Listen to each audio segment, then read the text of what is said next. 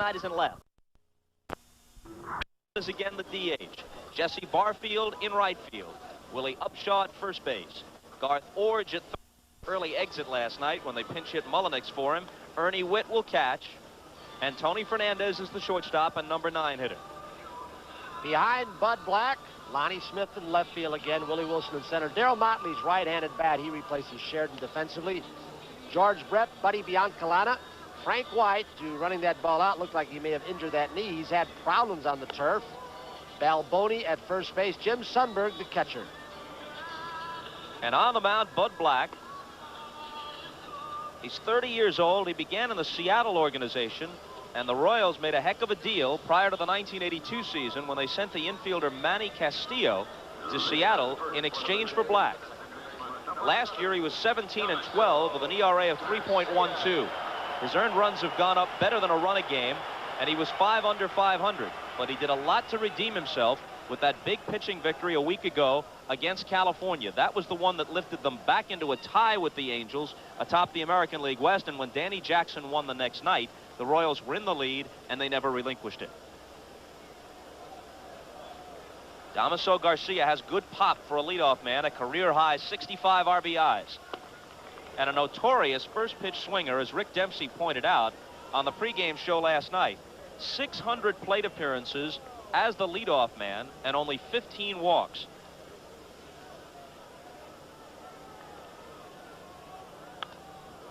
Oh, 0-2. He's not only a dangerous first ball fastball hitter, but if you throw a breaking ball or even a changeup on the first pitch in the strike zone, he hits that pretty well too. He will get in those streaks where you bounce a curveball, you throw it up in his eyes, he'll go after it. He does have a little crisper fastball than we saw him earlier this season, Bob. Gary Blaylock, pitching coach for Kansas City, felt that he may have been standing up too straight and was not using his lower body enough. Right there. Still 0-2. They felt he's always had the good fastball. They felt he threw harder than at any time all season in that outing last week against the Angels. Harder inside, especially to right-handers.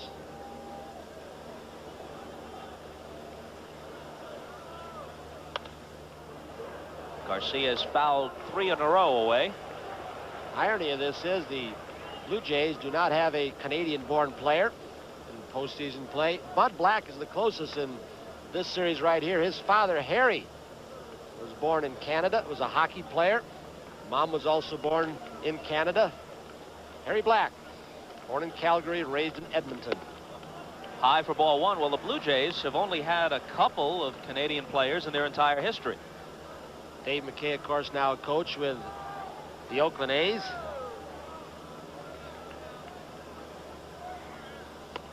Two and two. Both these franchises have been models of the way to build a club. Kansas City was in the playoffs against the Yankees in the 8th year of their existence. And this is the 9th year for the Toronto franchise, and here they are.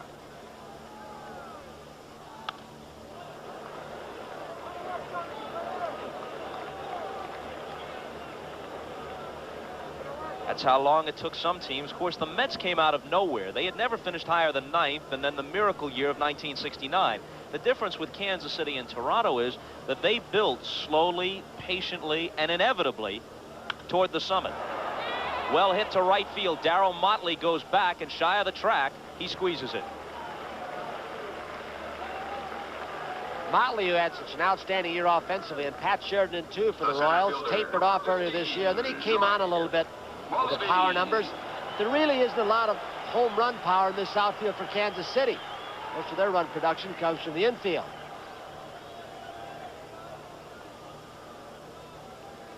Mosby wore an 0 for 5 collar last night.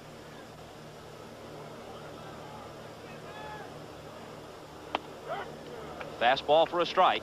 We've talked about the balance of this Blue Jays ball club we did last night. And 4 RBIs came from the 8 and 9 spots in last night's ball game. Ernie Witt and Tony Fernandez. Another good hard one, 0-2.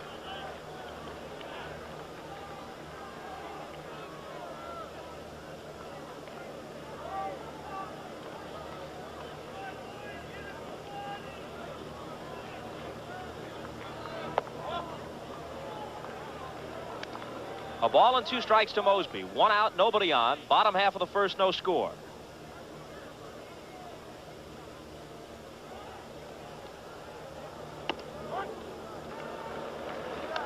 Scheduled starters in Game 3. Doyle Alexander, right-hander and a veteran for Toronto, and Brett Saberhagen, perhaps the leading candidate for the Cy Young Award, will go for KC. Tony Kubek scribbles me a note. Says Ron Guidry. I said perhaps the leading candidate, and I would vote for Saberhagen for this reason. I would too. Guidry received much better run support than Saberhagen did. I think overall Brett pitched better than Guidry did. We shall see in a few weeks when the ballots are counted. The 2-2 pitch. Hit weakly to second. Easy chance for Frank White, and that's the second out. If you weren't with us last night, we made the comment that the Blue Jays' decisions against left-handers, 24 and 26. They were 2 games above 500 against left-handed starting pitchers, but the percentages will tell you over the long haul. Now, they may beat all of Kansas City's left-handers if Janny Jackson does start a ball game. But over the long haul, that's what the percentages look like. And this staff of left-handers for Dick Hauser will tell you that they have the edge over the long haul. In the regular season, Kansas City beat Toronto 7 times in 12 tries. All the left-handers had good success against the Blue Jays in regular season play. Liebrandt, whom they beat last night, was 3-0 lifetime against Toronto coming in. In contrast to last night's Blue Jay romp, almost all the regular season games were close. 10 of the 12 decided by 2 runs or less. 4 of them went to extra innings. 2-1. Bud Black started out the season in spring training, as opposed to what we told you about Jimmy Key, as the #1 starter on this staff off this powerful year last year. Brett Saberhagen. Boy, they were marveling at Saberhagen's control and how much more velocity he has in his fastball. Remember, he's just a year older, and he may get even quicker when he gets to be in his mid-20s. He's charting the pitches, of course, this afternoon in preparation for Friday night's start. Tomorrow a travel day. A called 3rd strike. So Bud Black has a 1-2-3 inning in the first, and after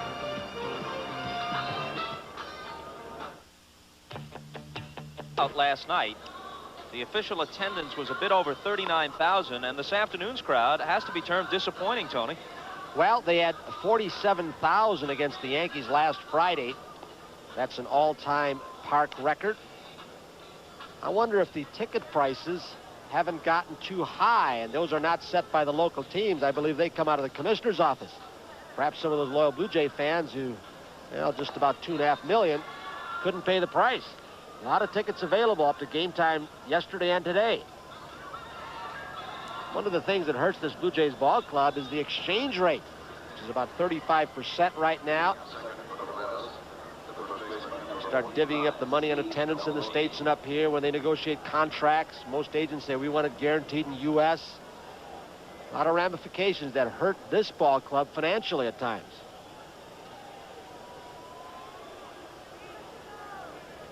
Balboni was 0 for 3 last night, struck out once.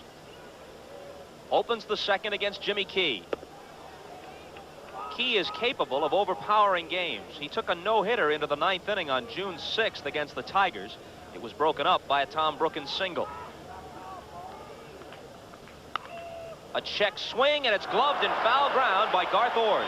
When you start rating third baseman defensively in this league, George Brett has good range. His throwing arm can be erratic. Wade Boggs has come along. Buddy Bell, of course, gone now. He had a rough start defensively, but put Orge's name down. Look at the range.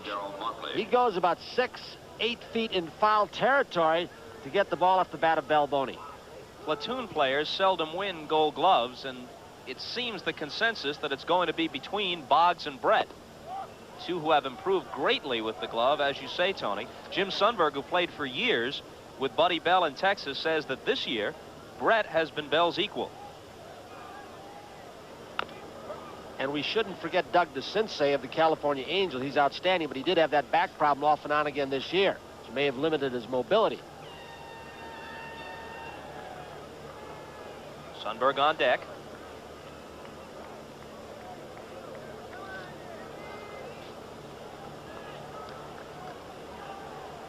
Pat Sheridan started against the right-hander Steve in right field last night. Against the lefty today, it's Motley.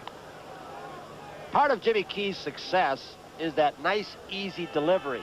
He's an outstanding fielder and a good athlete. Change up. You talked about the ticket prices. We'll express this in U.S. dollars since most of our audience is in the States. In the outfield, and some of those outfield seats here in Toronto are not good seats at all. They face away from home plate because this place was not laid out for baseball. Those seats are $15. Then they go up to $20 and the box seats $25. Give me one price with the exchange rate, the expensive one in Canadian dollars. $33 Canadian. Wow. Darryl Motley is caught looking. They checked with Jim Evans down at first base.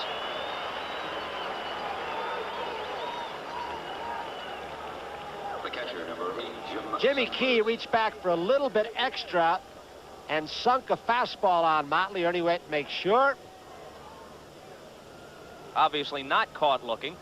If he had held up, it would have been called a ball, but he went around, and that's why they checked with Evans. Boy, these day games after night games are tough. Here's Sundberg. Ball 1-2 him. I think the players, especially defensively, are happy that the sun has gone behind the clouds because there's a screen behind home plate where there's a terrible glare where outfielders get awfully bad jumps in this park when it's sunny and day baseball. But with the clouds and a little cooler weather, there aren't those white shirts, a lot of jackets, although not as cool as last night. Sometimes on a Sunday afternoon it can be tough. Ripped by Sundberg, but it's foul. If the sun were out right now, it would be almost directly in the eyes of center fielder Lloyd Moseby. Before the game, Bobby Cox was expressing concern about that. He says when the sun is particularly bright, he has even seen outfielders lose ground balls, ground singles up the middle that outfielders couldn't find, and they went to the wall. 2-2. 2 out, nobody on. We're in the top half of the second, no score.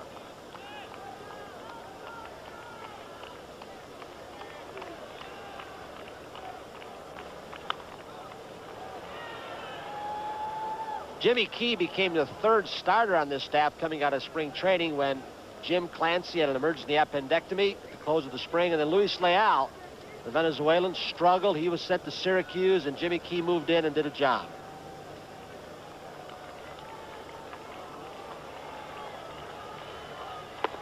Down low, and the count is full.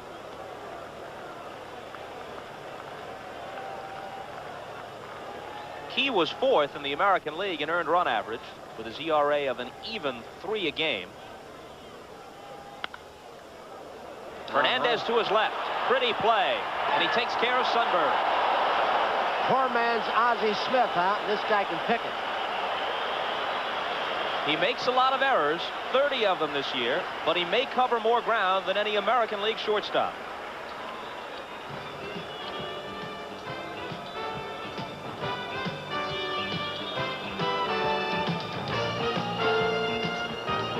When you're 100% pure. On every other artificial surface, Tony Fernandez would be playing behind the white line, but with that hump with the drainage pipes beneath this surface, he has learned to play in front of it. He makes an outstanding play to rob Sundberg of a base hit. The reason he plays in front of it, if he plays deeply and the ball hits that, it hops up and you get some bad bounces. Several of his earlier errors came that way. A big hand for Cliff Johnson, always a fan favorite here.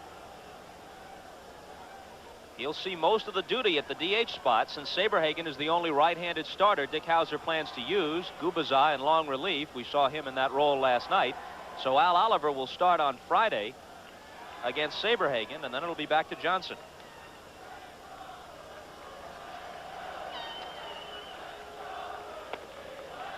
Slow curve is high. I think Johnson set a pretty good example against Lee Brandt last night, something that Cito Gaston has tried to get the right-handed power hitters to do. Go the other way on the tailing fastball. Well, he did. He had a double out that way. Sometimes you can talk your head off, but unless a veteran shows you how to do it and does it, it's a different story. One of the few Blue Jay hits last night that truly was well hit. They had a lot of bleeders and bloops. 3-0. Is he ripping?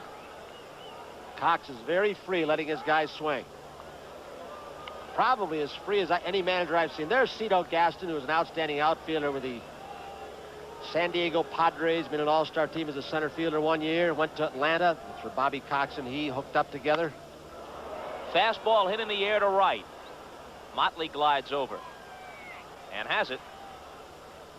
If you're a right-handed hitter who is strong, it's difficult not to come into this ballpark and see that short right center field fence about 350 feet right by the Royal sign, with the wind almost always blowing out to right field, and not take a shot that way.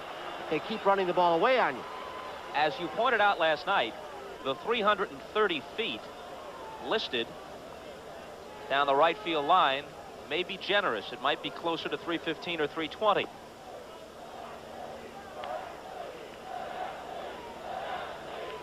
Right down that line, and boy, the wind, prevailing wind, usually helps everything in that area. 2-0 to Barfield.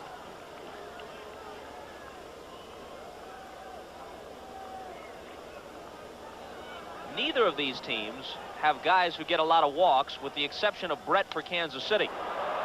Barfield hits with this one well to center, but Willie Wilson will catch up with it. And in fact, Brett is not a guy who waits pitchers out for walks. He got 103 walks this year simply because he was pitched around so often. In fact, 31 of those walks were intentional. So for the most part, these are free-swinging teams.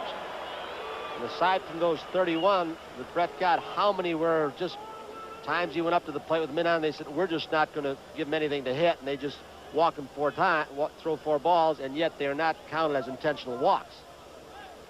A lot, I would bet. Black has retired the first 5 men he's faced. Ball 1 to Upshaw. These two staffs were 1 and 2 in the American League. Earned run average.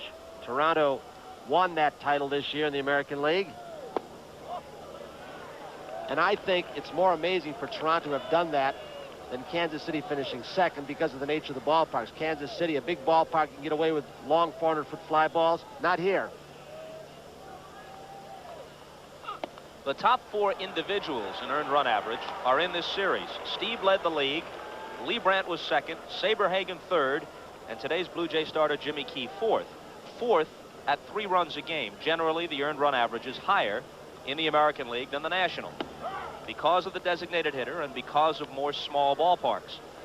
In fact, several National League pitchers had ERAs lower than Steve's American League leading figure. 3-1 pitch. Upshaw thought he had the walk. Dale Ford said otherwise.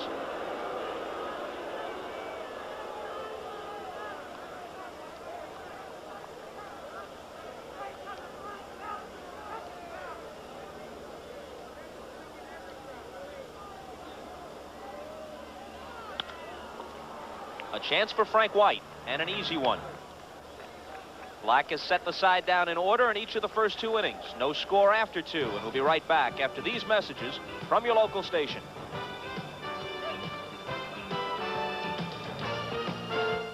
Next Wednesday on Helltown.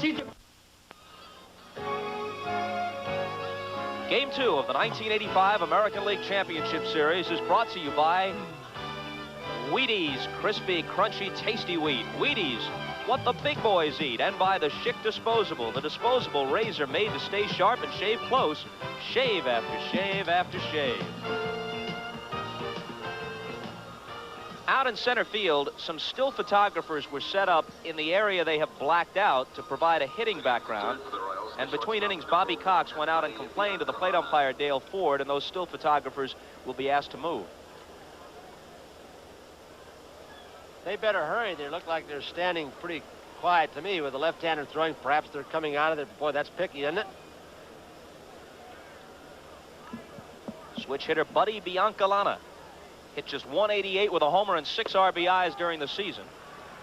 It has been a very quiet crowd today as opposed to last night. Last night when the Blue Jays struck early, they got in the ball game. Sitting on their hands so far today. They are best described as subdued right now.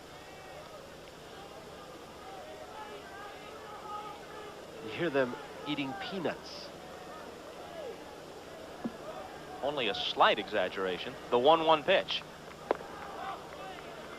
2-1 to Biancalana. He'll be followed by Lonnie Smith and Willie Wilson up at the top of the order.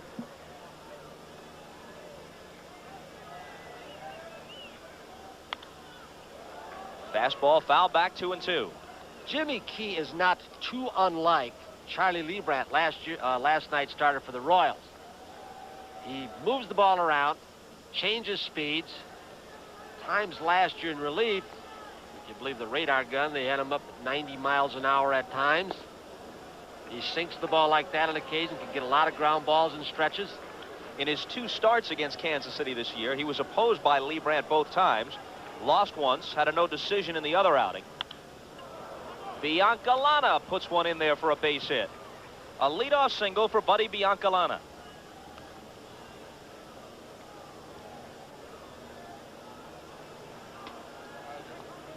Just a soft liner, but he's aboard. The third base coach is Mike Ferraro.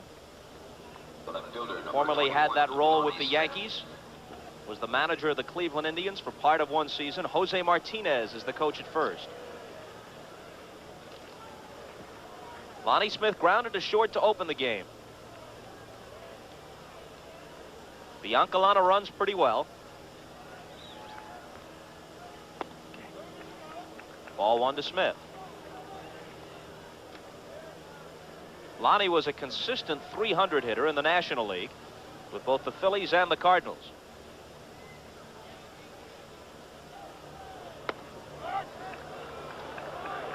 Bobby, we're going to get some expertise thrown in on occasion by a guy who's been there and has handled that Orioles pitching staff. You saw him on our pregame show last night with Dick Enberg. On occasion, we're going to get to Rick Dempsey sitting behind us, our expert in the catching department, perhaps hitting off his MVP World Series a couple of years ago.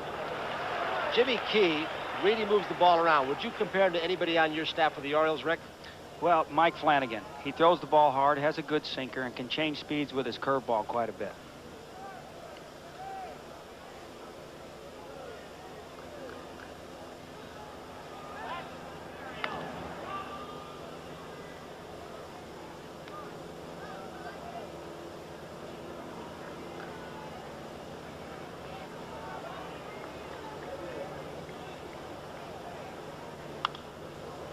Two and two to Lonnie Smith. Did you get enough looks at him once he came over to the American League to have a book on him?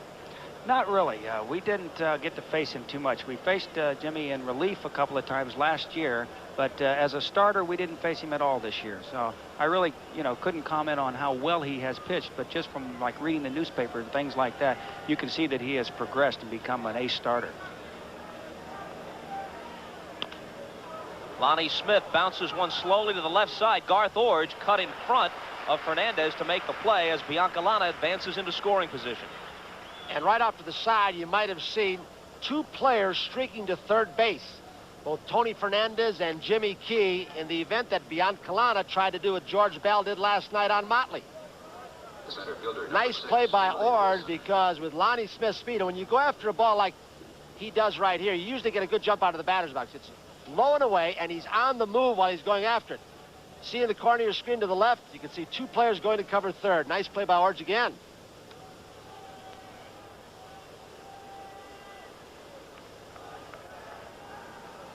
Willie Wilson singled in the first. Hit .278 for the year. Foul back for strike 1. He was the 1982 American League batting champion. Barely edged Robin Yount out. That was the year Yount was the MVP for the Brewers. They lost him for 3 weeks when he had that penicillin shot down at Texas. Biancalana at second. When he came back, he was not hitting well right-handed. He all but asked to be benched by Dick Howser. Thought he was hurting the ball club. This one is popped out of play, and Key is ahead of him 0-2. When Wilson was sidelined by that allergic reaction, Omar Moreno, much scorned in New York and not necessarily without reason, came over as a fill-in, and Moreno got hot. He was something like 10 for his first 20, had a homer and triple in his first couple of games, and took up some of the slack. Moreno not eligible for postseason play for the Royals. Wow. Well hit to left field. Bell started in, now goes back and watches it leave. Most of what little power Willie Wilson has is from the right side. He hit only 4 homers this year, but he's given Kansas City the 2-0 lead. And the first time, Tony, Dick Howser has ever had a lead in postseason play as the manager of the Kansas City Royals. All 4 of Willie Wilson's home runs in regular season play were out of the ballpark. No insiders this year. First home run in 7 postseason games for Dick Howser that the Royals have hit. First time they've had a lead, as you said. Still have not stolen a base, but it's nice for them to get on the board in a hurry. For Dick Howser, the Royals say. And like the Cubs fans, the bleacher bums, when the opposition hits a home run, this home run ball was thrown back into the playing surface. They don't want it. Dick Howser will take it. A 2-0 lead.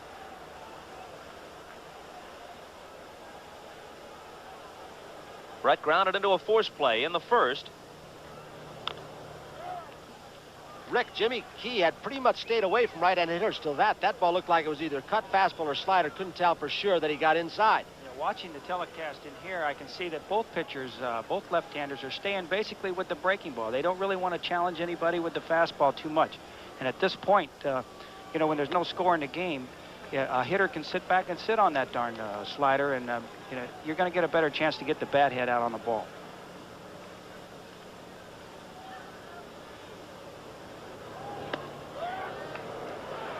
One and 2 to Brett. 1 out, nobody on, and 2 runs home in the third. Biancalana opened with a soft liner to center for a single. He moved to second as Lonnie Smith grounded out and trotted home ahead of Willie Wilson on the home run to left. He has thrown his share of gopher balls this year.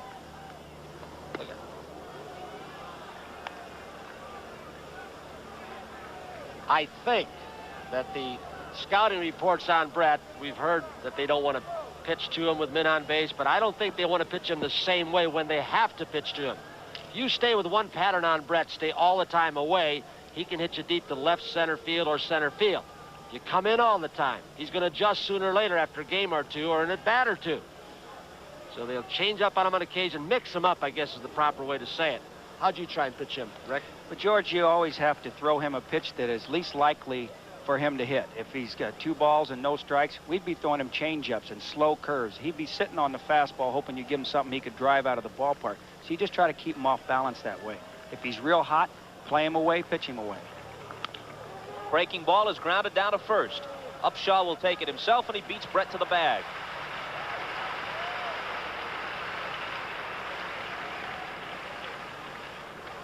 Tony, I know we've said it once before, but this is about as quiet a postseason crowd as I've ever heard, even given the fact that the home team is behind. Last night there was a festive atmosphere even before the Blue Jays broke in front. This is like a golf crowd right now. Or I shouldn't say crowd when referring to golf. It's a gallery, is it not? Maybe they need the wave to start, that thing we hate so much, to get them going. Well, if the wave is the answer, I'd just as soon they be quiet. Hal McRae didn't like that pitch. Dale Ford will get some arguments on occasion from both sides. Definitely from me. Oh, whoops. Have you had your run-ins with him, Rick? I definitely have. I had some times where I think he called the ball 12 inches outside strikes on me. But better hitters get better calls from him. Well, if he does that to you when you're at the plate, then you can expect to get the same call when you're behind it. Sometimes I do. It depends on who he likes and who he doesn't like.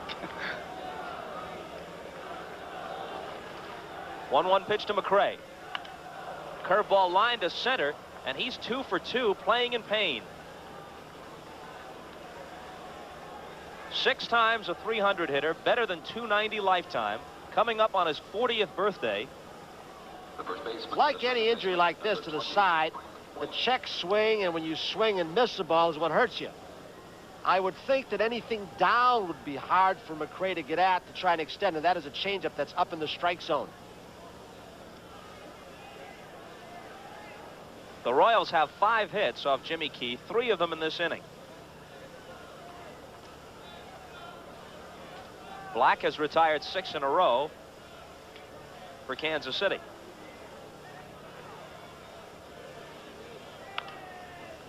A little squibber foul. Last year in relief, Jimmy Key basically was a two-pitch pitcher. He'd come in with a fastball or slider. Since he's been starting most of this season, he's been able to add that slow curveball to right-handers, straight change, throws a sinker on occasion. Coming in relief, and he was in middle relief a good part of last year. Men on base, you can't afford to experiment. Get behind.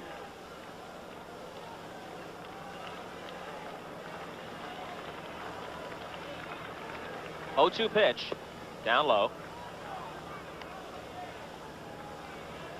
McRae is at first, and at this stage of his career, no threat to run.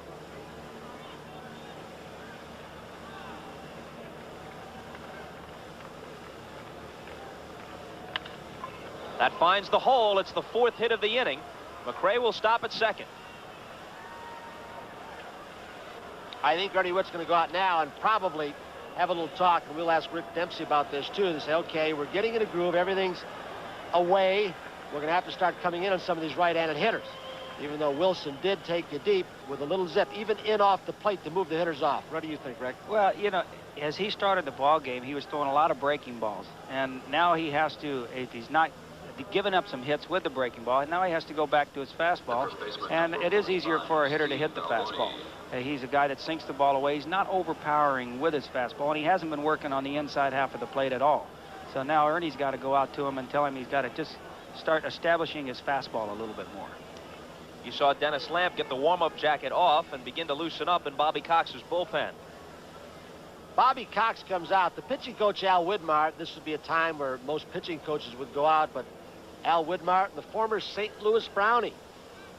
The guy, there he is, who's had some neck and back problems, and he prefers to relay the information through Bobby Cox. In fact, Al Widmar may have been one of the first players ever to challenge the reserve clause way back in the 40s. He had a contract in the Pacific Coast League. There's Dennis Lamp throwing now, who's so good 11-0 during the season. But Widmar was making more money in the minor leagues. They sent him to a big league club for less money, the minimum salary. He refused to go. Then Commissioner Happy Chandler said, look, we'll give you a little bit on the other side here, pal, and you show up with us. Al said, okay, if I can make that big money.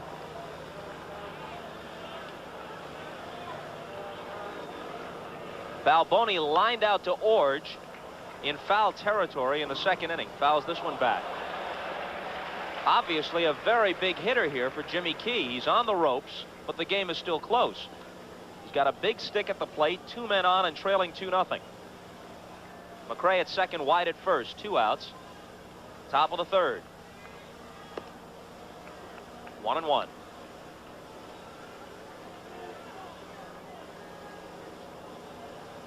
About straight away in the outfield, Mosby slightly toward left center field. Pull and deep on the left side. Especially with 2 outs, any ground ball, you want to keep the ball in the infield. The man on second base.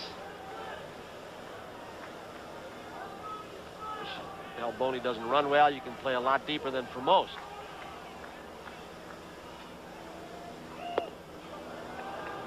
He held up, and it's 3-1. Unlike a lot of free-swinging power hitters, Balboni doesn't walk that often. He struck out 166 times this year. Very often a guy who'll strike out 100+ will get 80 or 90 walks. Not Balboni, only 52 walks, and that makes that strikeout ratio all the harder to accept. Now the count is full. It was a good hitter's pitch, 3-1, and then Balboni got over anxious, went out of his strike zone. One thing I'm sure Rick Dempsey liked about that is Jimmy Key did not let up on 3-1. Say, here, go ahead, hit it. They did some good cheerleading out there. He's got to tell him to stay with his basic plan right now and just remember that 2 runs may not win this game. Runners going, and the ball grounded foul. Lee May, the hitting instructor, of course, a former teammate of Rick Dempsey, has done a job on Balboni. Lee May struck out a lot too, but was an outstanding run producer, home run hitter, RBI man. And then with 2 strikes, he's gotten Balboni on occasion to go the opposite way and cut down on his swing and spread out.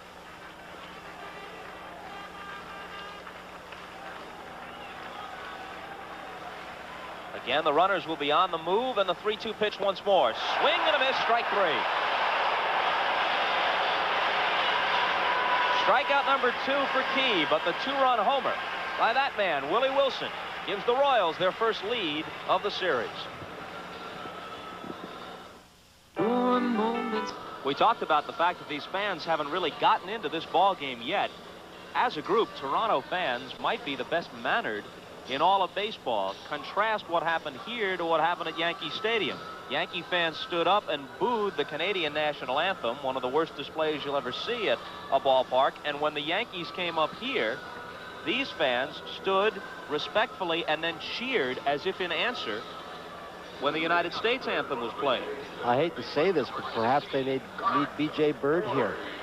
Where is B.J. when they need him to cheer them up? There is a certain reserve about citizens of Toronto, and I guess that comes across in the way their fans follow their team. Strike one on the breaking ball to Garth Orge. And it is not because they have a lack of understanding of baseball. The tradition here with the AAA Toronto Maple Leafs is very deep. Some great players and managers have come through here. Well, Sparky Anderson and Dick Williams both played in Toronto. Ralph Kiner played here. Charlie Gehringer, King Carl Hubble, Hall of Famers all. As Dick Enberg pointed out last night on the pregame show, Babe Ruth hit his first professional home run in Toronto, playing for the Providence Grays in 1914. Oh, Garth Orge is incensed with a home plate umpire, Dale Ford. A pitch that looked like it was not only low, but way outside. And Garth, he can be a redneck at times. And you don't see these kinds of displays too often. Probably not low, but it sure may have been outside. Garth Orge, brother Dane had a pinch double last night over in the Kansas City dugout.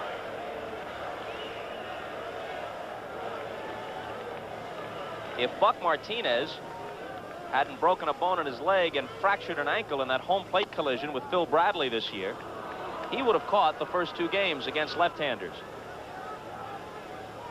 They tried Gary Allenson, the former Red Sox, out after Martinez was hurt. That didn't work. Now Jeff Herron, a youngster, is their backup catcher. So Witt is catching against both lefties and righties. With that injured shoulder that has prevented him from really getting the bat out through the month of September, where his average plummeted. Seemed to be well the last game or so in Detroit last week. Ooh, that's wicked right. Is that nasty, Rick? From the side? If I was a left-hand hitter, which I tried a couple years ago, the hardest pitch that I had to hit was that sidearm slider from a left-hander. I couldn't do it.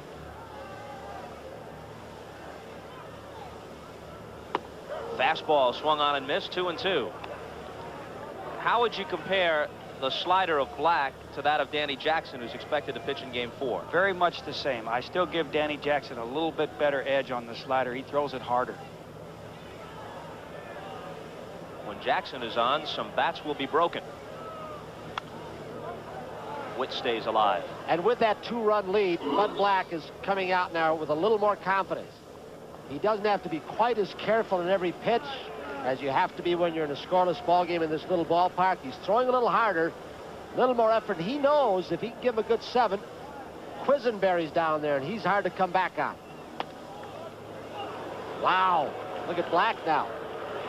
Now it's his turn to be upset with Dale Ford. He got the call that peeved Garth Orge a moment ago.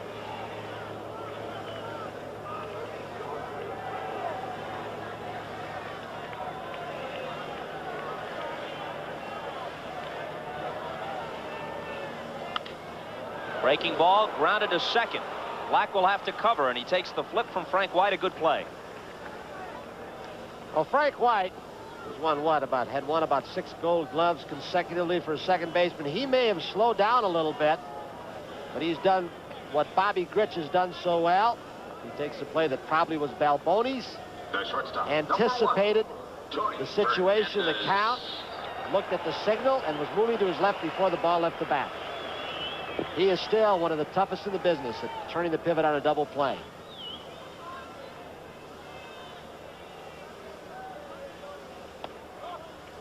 Breaking ball misses. Ball 1 to Fernandez. Switch hitter, batting right-handed, of course, against Black. 8 in a row set down by Bud Black.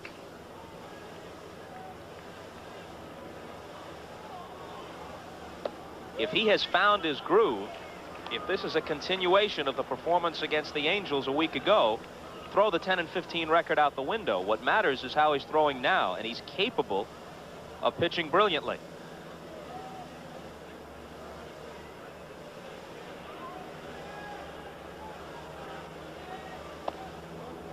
Three and 0. Jim Sundberg is going to have to, like any good catcher, has to be a master psychologist, not only with Dale Ford and not turn on him and get him irritated, but also keep Black from getting too upset when he thinks calls are missed. People think he just put down fingers back there. Rick Dempsey, you tell him something different. It's just, at this point right here, all you want to try to do is stay ahead of the hitters, make sure you don't walk anybody, and give them easy runs. Number 7, Damaso Garcia. But Black can't believe it. So he walks Fernandez on 4 pitches. Fernandez is the first Blue Jay base runner. And it brings up Garcia, who flied to right in the first. Even 2 runs down. Do not discount Bobby Cox running with Garcia.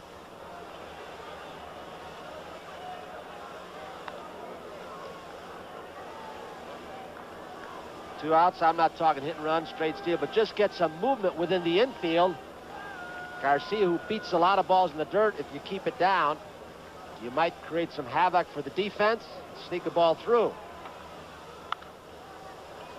0-2. You saw that graphic a moment ago. The Blue Jays placing second to the Yankees in team stolen bases.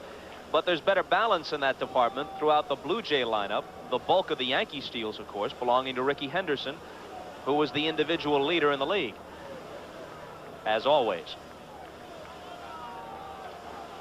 Kansas City left-handers hold runners on pretty well. And if you give guys like Jim Sundberg, Rick Dempsey, Lance Parrish any kind of chance, you're gone, even if you're a good base stealer.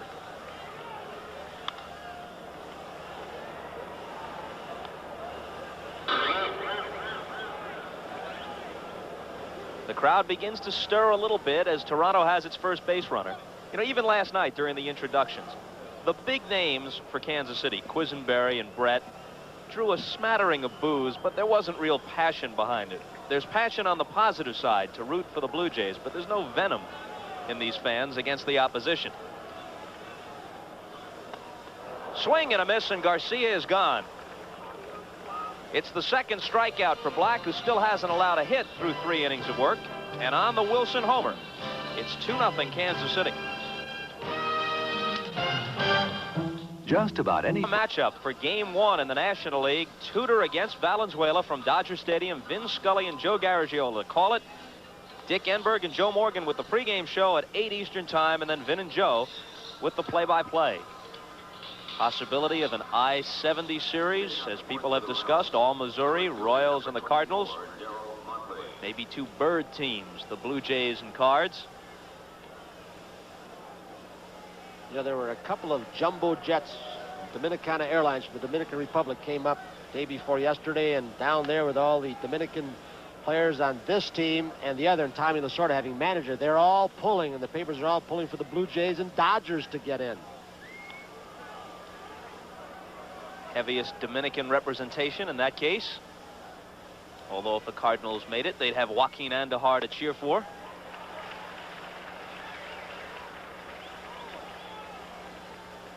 Not to mention the new addition, Cesar Cedeno. And where would the Cards have been without him? What a story he wrote in the last 5 weeks or so. 1-1 pitch to Motley is up high.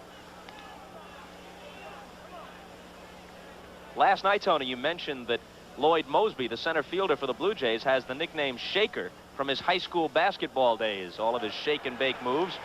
Well, Darryl Motley was a pretty good high school basketball player. As a matter of fact, in the state championship game in Oregon, he held Danny Ainge to 8 points in the title game in 1977. Although Ainge's team won. Danny Ainge, of course, began his professional sports career as a third baseman with the Toronto Blue Jays. Couldn't hit the curveball as well as he can hit the jump shot now with the Celtics. But this guy held him to 8 one day. Full count. What's Ainge, about 6'5", and Motley, you'd have to stretch it to say he's 5-10.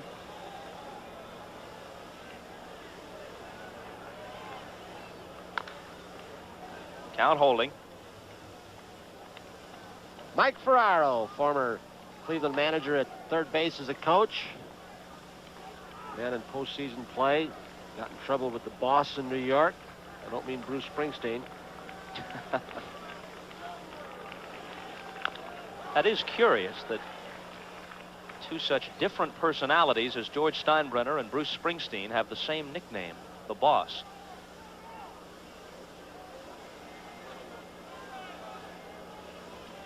I see you jump to enter this conversation and pick up on that, Tony. I'm going to stay away from that subject. A rarity. Few more ball games. A rarity. Kubek without an opinion on a potentially controversial subject. That's like... What a disappointment. That's like me asking Rick Dempsey up here right now about his boss Earl Weaver and just re-signing a contract with the Orioles. So, Rick, what about Earl Weaver just re-signing that contract with the Orioles for $600,000? A lot of money for a manager, isn't it, Rick? No, now he'll be making more money than me, and that'll make him very, very happy. A leadoff walk from Motley in the fourth. Now he can get back to yelling at me whenever he wants. Try and keep that leadoff hitter in the inning off base. Jimmy Key didn't do it, but Biancalana, the 9-hitter in the third with a single. Willie Wilson hit that 2-run home run. Sundberg, a guy you might hit and run with. Or will he sacrifice Dick Hauser and try and get another runner in scoring position? Orch thinks so. He's coming in. Line drive, base hit, and it might get in the gap. This is going to score a run. Motley being waved home by Ferraro. It's a double for Sundberg, and Kansas City leads 3-0.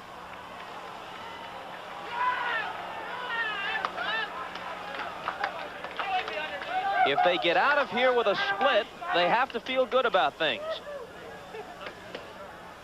Jim Sundberg was actually trying to shoot the ball between Garcia and Upshaw to try and prevent a double play. It was down and in, a tough pitch to hit out that way. The inside out of it, hit the gap. Motley's speed, he scores.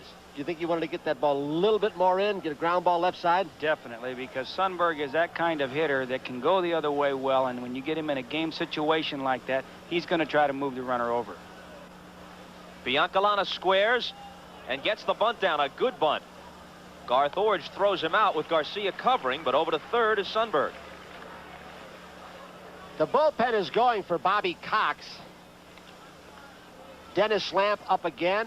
Johnny Sullivan behind him. The man, Johnny Sullivan, who converted Quisenberry in the minor leagues to relief pitching. Infield will be forced to come in right now. You got to think a lot of things. Now, even though Sundberg doesn't have speed, Lonnie Smith, of course, going to try and drive the ball for a sacrifice fly. But you got to consider squeeze, safety, or suicide. Always got to be in a catcher and pitcher's mind in this situation. Well hit, deep left, and just foul. Rick, if there is a possibility of a squeeze play in this, not saying it's going to happen, as a catcher, what do you want your pitcher to do? Well, he's got to, as soon as the runner breaks to come home on the squeeze, the third baseman has to follow him. The pitcher has to fade back behind the third baseman in case there's a possibility of the ball getting by him. The pitcher can make the play or even cover third base. What do you want your pitcher to do? Knock the right-hand hitter down? Stay with the same pitch? Well, often now times you really don't have time to call it. They wait to the very last second to break home, and it's too quick for the pitcher to react. Key, maybe more than the hitter, as Rick said, is probably the base runner. You break too soon, it tips it off. If he breaks too soon, well, then sometimes you'll walk out to the mound and you'll tell the pitcher to try to throw the ball up and away so that you can give the catcher a chance to make a play. Dale Ford stops the stalling tactics. Now Bobby Cox feels that Dennis Lamp has enough time. Probably going to bring the right-hander Lamp with that wicked sinker and slider to face Lonnie Smith. The Royals have 7 hits off Key. He began this inning by walking Motley, and the loud foul off Lonnie Smith's bat may have signaled the end for Jimmy Key. So Dale Ford broke the conference up between Witt, Key. Well, I thought Bobby stalled a little bit more, but I guess He didn't. He felt Lamp had enough. Signal came down from Johnny Sullivan that he's all right, ready to go. So Key is departing, Lamp is arriving, and we'll be returning right after this.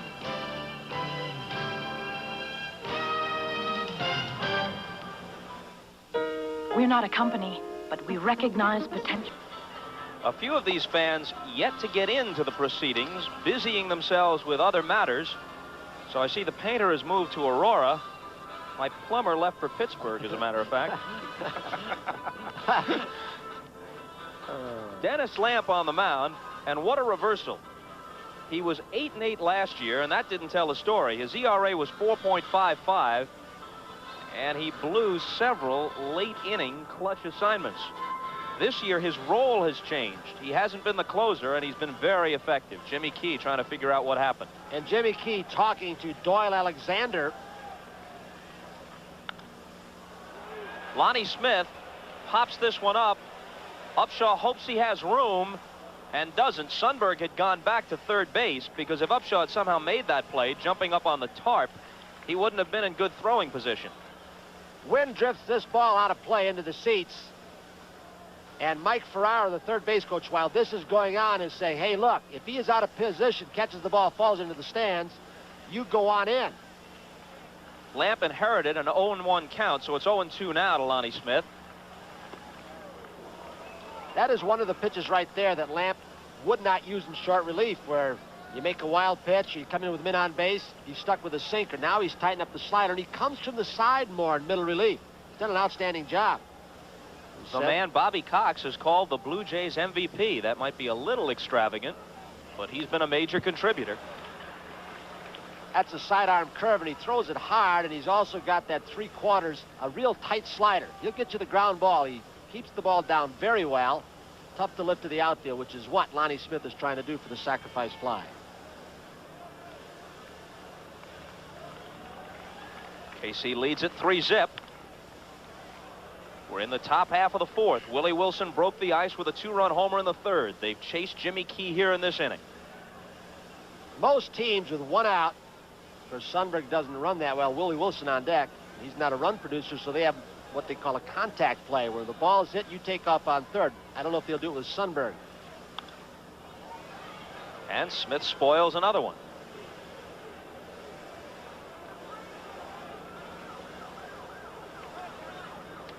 Lonnie Smith, for all his defensive pratfalls, is an excellent offensive player. Not just a good hitter, usually around 300, but an exceptionally good base runner. A lot of stolen bases, takes guys out on the double play, very aggressive. Curveball is high. You won't get that high strike too often in the American League on a pitch like that, Rick. Not at all. You're not going to get that one. And that's not the place for Lamp to be right now. With one out and a runner on third, I would think you'd want to keep the ball. You may have been going strikeout there. If you want to strike him out, you want to come up and in if you can. 2-2. You don't want to let Lonnie Smith get those arms out. Although if he's looking inside and opens up, on occasion he can hit that low inside fastball a long way. That they feel that's the pitch he hits with power the best.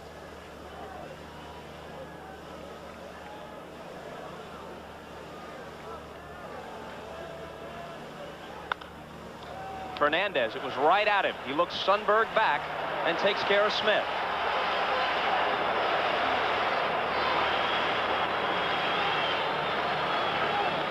This is fielder number 6, Willie Wilson. So now Willie Wilson will turn around to the left side to face Lamp. He's 2 for 2, singled in the first and homered in the third. You've got to be alert with 2 outs for him to bunt a ball, not just to Orge. He has come up at third, but if he gets the ball by the pitcher, he can beat you to first base bag if you're not over there in a hurry in the pitching department. Make Upshaw feel the ball, get off the bag, so he can't make an unassisted tag.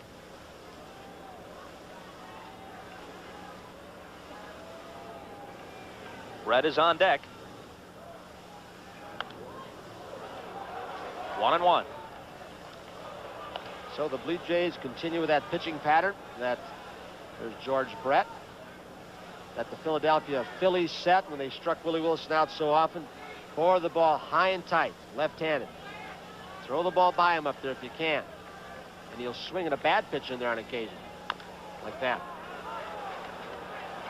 Remember, Willie had that nightmare World Series against the Phillies in 1980. I'll get Mickey Cobb out. He hit that not off his foot. It looked like it was higher off the shin. Usually it's off that instep.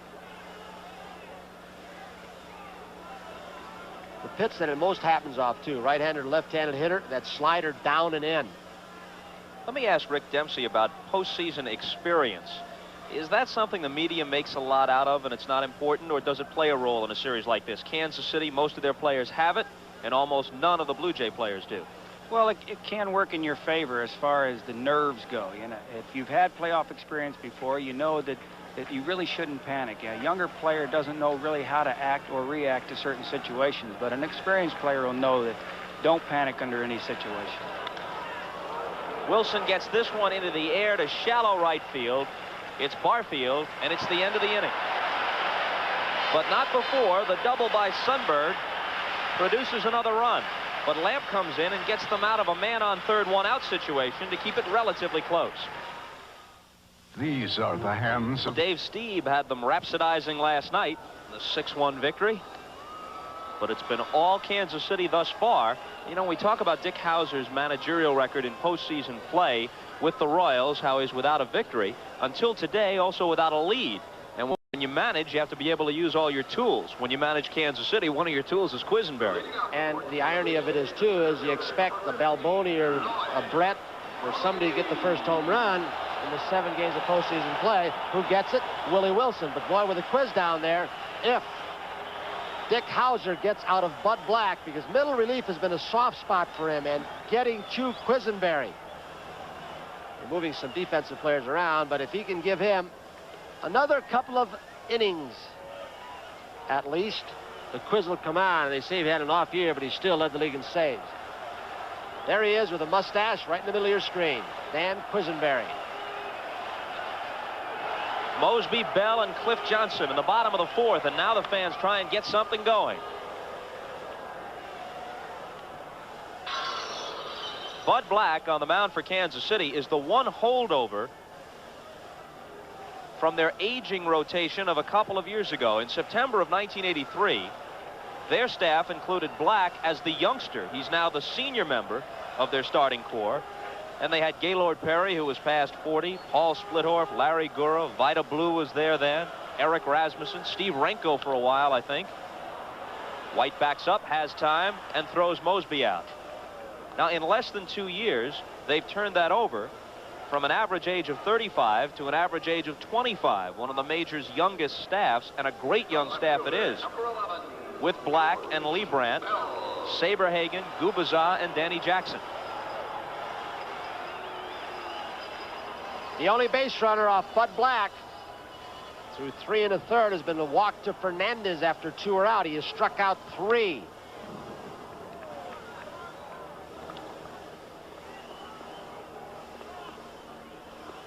Jimmy Williams at third, Billy Smith at first on the coaching lines for Bobby Cox. George Bell asking permission to go back in the dugout from Dale Ford, the home plate umpire. He feels his bat is broken. By the way, don't get on the fellas in the truck. That is the correct spelling of Jimmy Williams' name. Just one M, J-I-M-Y. Unlike the Jimmy Williams of the Baltimore Orioles, one of their coaches.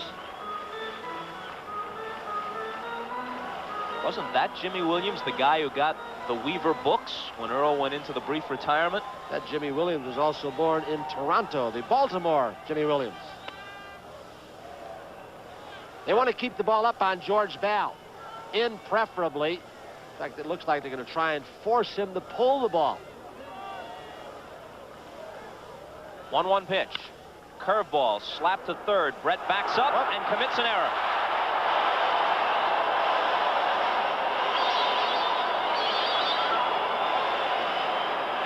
And you said the key words, backs up. He didn't want to get that ball. There's some boards that are very hard that surround that dirt area.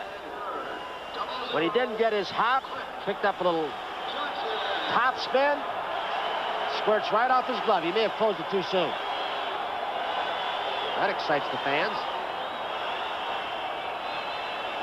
And it brings up Cliff Johnson. 0-0.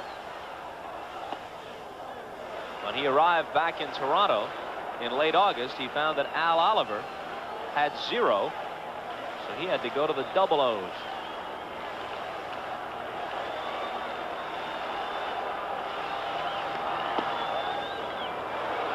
One and one. Jeff Burroughs, who started in this spot for Bobby Cox before they got Oliver and Johnson, really took a lot of key bases on balls. There's Jeff, those 40-plus home runs for Bobby Cox in Atlanta. That's why he wanted his bat back when Johnson left. But he would throw a walk-in this situation, something that Johnson does well also, although he hasn't produced many extra bases this year. 2-1 with Barfield on deck. And Jim Sundberg called the pitch for the inside corner because he felt that Johnson, with one out, probably trying to start of a doublehead, might have gone the other way. Wanted to force him to pull the ball on the left side.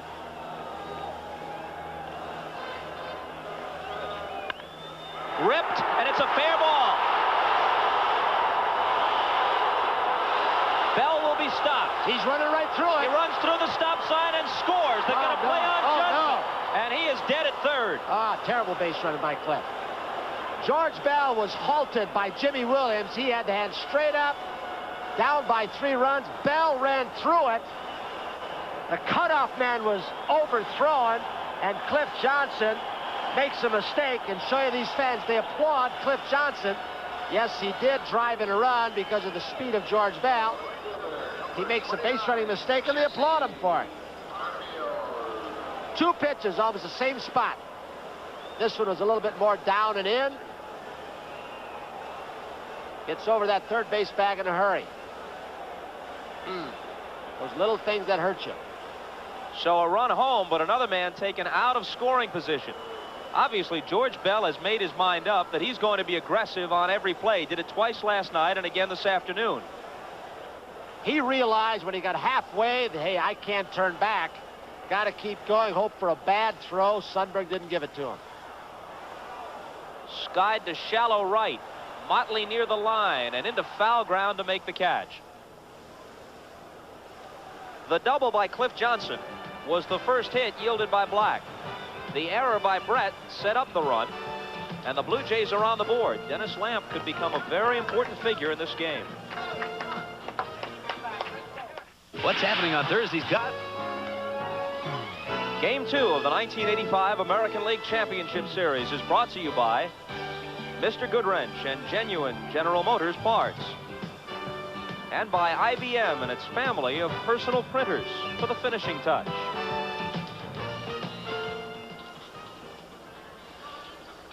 Watch Jimmy Williams on the double by Johnson with Bell coming around. He's saying, hold on, give me a lasso. Bell wasn't paying attention. Wanted to challenge Lonnie Smith's throwing arm, and the relay man, Buddy Biancalana. Biancalana overthrew the cutoff man. Although really nobody could get there because Brett went into the corner, was in foul territory. Signaling fair. Here comes Lonnie, who heaves it all the way. One of those positions. Now Sundberg runs up on the ball, gets Cliff Johnson, who makes a mistake. Picturesque slide by Johnson, too. Nice little belly flop into third. It was interesting. I thought there at first that Biancalana handled that throw, but Lonnie Smith heaved it all the way on the fly. Didn't hit the cutoff man at all, which really helped Bell to score. Brett hits it hard, but Fernandez is there to glove it. Had him played well and made a good play on top of it. That gets the fans on their feet in certain areas of the ballpark. At Syracuse, he was nicknamed by Stan Clark, one of their left-handed pitchers, Flipper, because of the way he flips the ball from down under. He's one of those shortstops where when you watch him a lot, you say, which way does he go best, left or right? I've never been able to figure it out with Tony. Everybody's got a strong side and a weak side. He goes equally well left or right.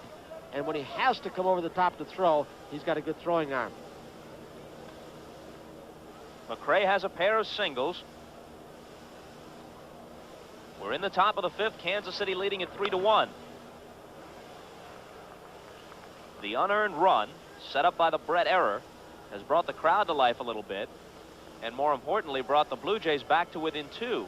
And that's why I said at the end of the last inning that Lamp could become a very important man. The way he has pitched of late, if he has a good stint in long relief here and keeps them close, Kansas City really failed to put Toronto away. They had them on the ropes, but they never took a commanding lead. The Blue Jays are very much in the ballgame.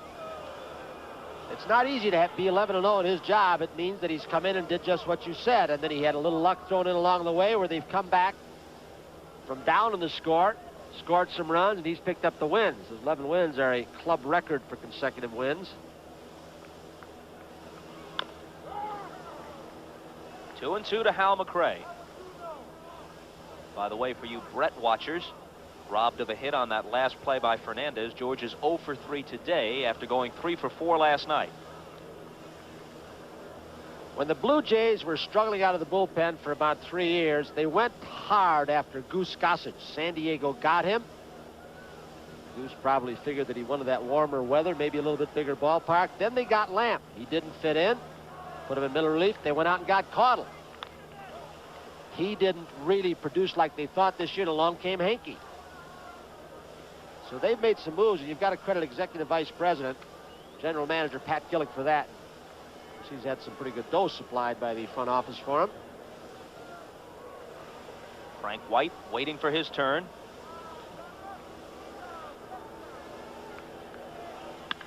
Curveball hit down to Garth Orge. Long throw and plenty of time.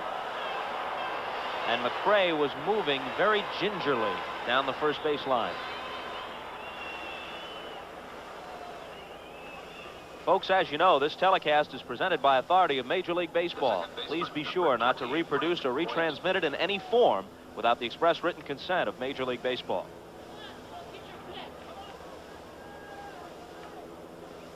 Frank White is 1 for 2. Don't know if you could hear off the bench in some of our field mics, some of the Kansas City Royals yelling to him, make him bring it up. There's that slider that Al Widmar tightened up just a little bit. More of a sweeping slider. A little tighter rotation, breaks more sharply and later.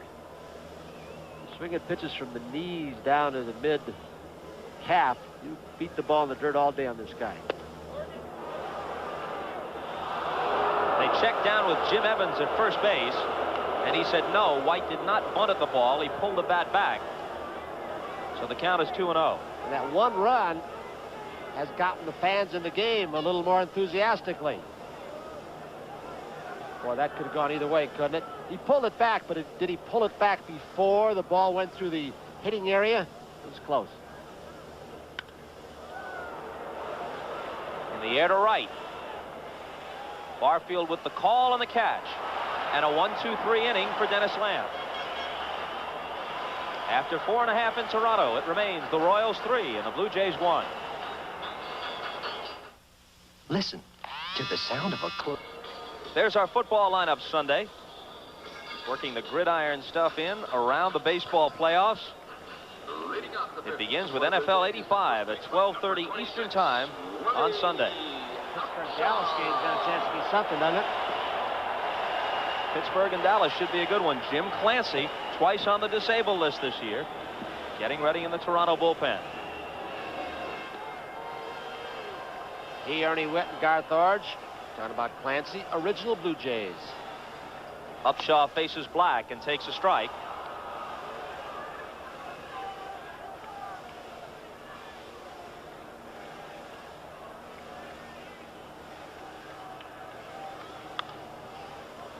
Oh, 2 to Willie, who grounded to second in his only plate appearance thus far.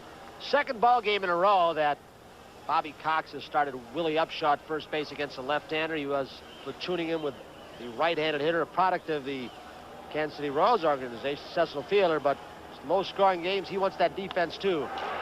That's a base hit to open the Blue Jay fifth.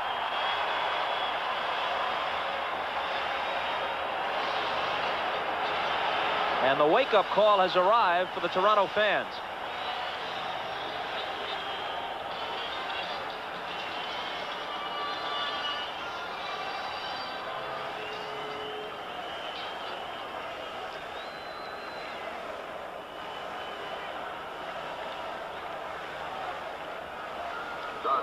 Garth Orge took a disputed third strike in the third inning.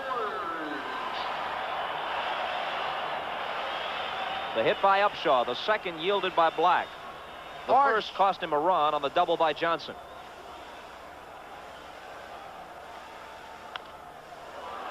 Biancalana shovels to White for one and on to first. Safe. Garth Orge beat it. And that's another thing that speed does for you. It keeps you out of double plays. Biancalana had a choice. He might have been better to get that ball, step on the bag, save a throw. Look at how close he was to Frank White. By flipping the ball when he just had about another yard or two to go and step on the bag, he could have avoided the toss, the one exchange, and probably would have had the double play.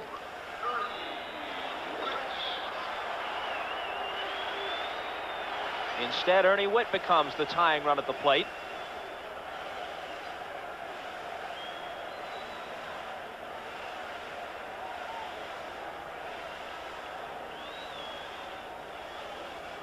Tony Fernandez is on deck.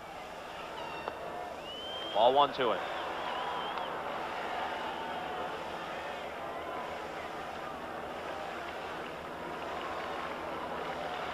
Even with the season George Bell had, he'll probably have better before his career is through. Mosby and Upshaw have been better. It's guys like Ernie Witt who have exceeded expectations for Bobby Cox. Popped up. Is it playable? Sundberg off with a mask, almost slipped on the on-deck circle, but kept his footing and made the catch. Don't know if he hit the leaded bat or just a little wet spot on the Blue Jay emblem. He stepped right on the bat, right on the handle. I think catchers aren't agile. What they really are, they've got tremendously strong legs from all that up and down from April through September. Is it a true story about the old Washington Senators catcher Lou Berberet, who once went back on a foul pop and threw his glove away and kept his mask? Could be. I don't know. I hadn't heard that. Perhaps it's incidental whether he caught the ball or not, I guess. Huh? Perhaps it's an apocryphal story. I don't know. I had heard it once. Orge at first with 2 out now.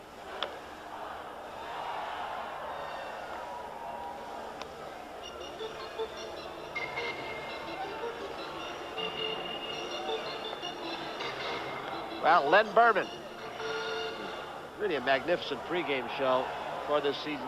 During the season, went down to San Pedro de Macorís in the Dominican Republic and saw all those baseball fields.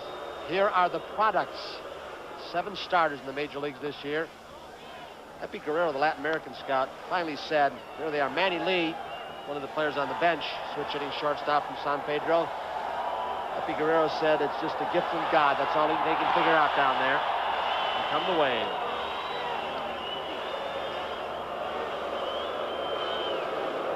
One and 2 to Fernandez.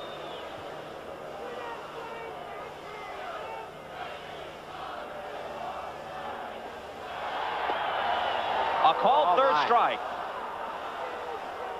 It's strikeout number 4 for Black. The Blue Jays with a leadoff single by Upshaw, but they do nothing with it, and it's still 3-1 now after 5. Ford Escort. And a light plane about to land nearby at Toronto Island Airport. Exhibition Stadium is right on the grounds of what they call the Canadian National Exhibition. One of the largest fairs in the world. Takes place, I believe, in August, early September. Across the highway here, Ontario Place, a great recreational center, some of the top entertainment in the world, and the skyline of the city in the background there in that last shot.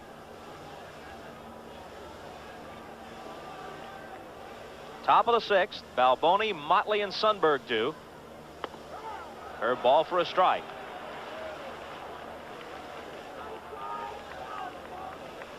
Balboni is 28 years old. Up and down like a yo-yo in the Yankee organization.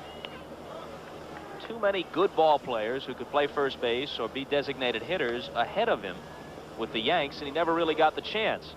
Dick Hauser finally committed himself to him last year. He said, look, I'm going to give you at least 450 at-bats. And I know there are going to be more than 100 strikeouts in there. But I figure if I give you that many chances, you'll hit me 25 to 30 home runs. He did, and then he hiked it to 36 this year. It's a Royals team record in that department. In fact, as a team, Kansas City had 154 homers, and that's a team record, even playing in a ballpark not conducive to the long ball. In fact, they hit well more than half of their homers on the road, 87 of them.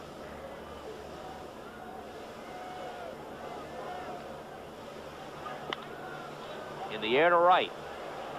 Barfield will have no problem with it. 1 out in the 6th. You know, perhaps one of the great managerial jobs was done last year by the man you just saw in the dugout, Dick Hauser, a while ago.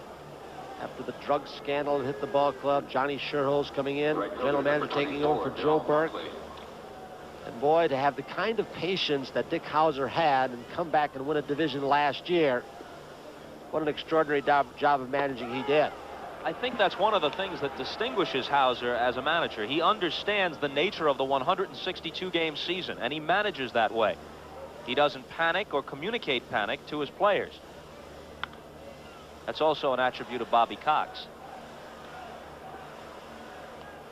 It has always been the fashion for Kansas City teams to close strongly. They did it under Herzog. They did it during Fry's brief tenure, and now Hauser. They've won 6 of the last 10 Western Division championships in the American League.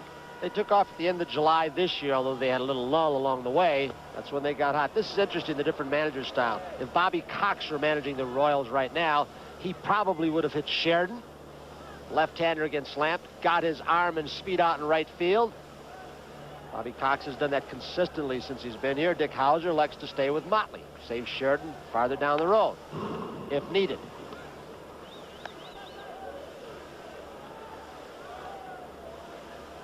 Because Lamp can be awfully tough on right-handed hitters with that sweeping curveball slider and the fastball or sinker that bores in on your fists.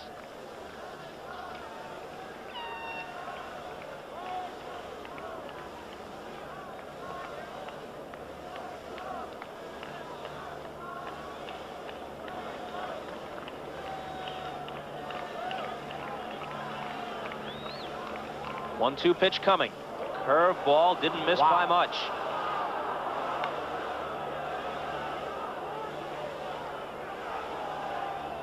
Must have been low. Looked like it was down the... Oh, my goodness. Well, I'll tell you who may have lost that pitch. It was Ernie Witt, the way he slapped down on it. Something that Johnny Sullivan has worked with him on. You catch the ball, pick it up in the strike zone, start below the ball. And he went around, couldn't check his swing, and is punched out of there on a pitch way out of the strike zone.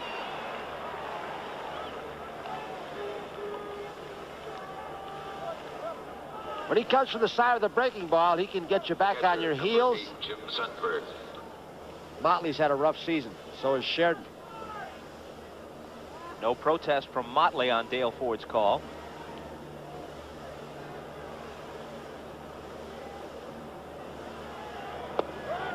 Strike one to Sundberg, who had an RBI double to right center his last time up.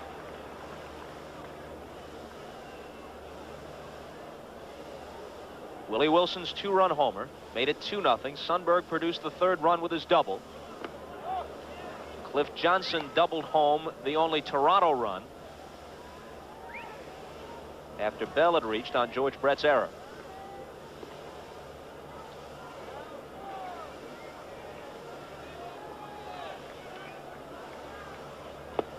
Well, that breaking ball is really working, Tony.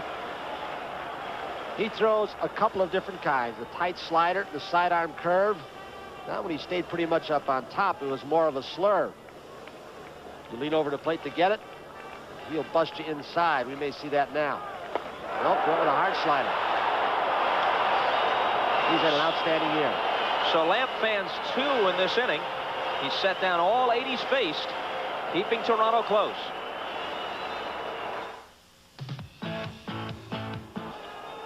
So November 2nd, horse racing's $10 million day with Chiefs Crown and Track Baron among the big names competing. Our director in Toronto this afternoon, John Gonzalez, will produce that 4-hour telecast. John Filippelli is our producer up here in Toronto.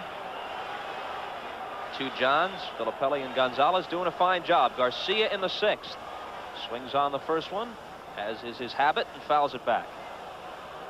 I would imagine Dick Hauser sitting on the bench. This is the inning that he wants Bud Black to give him, this 6th inning.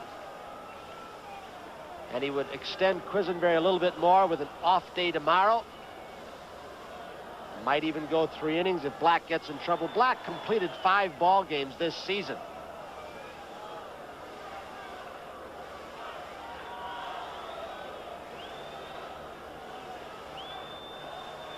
Now Damaso Garcia trying to slow Sundberg in Black's pace, stepping out.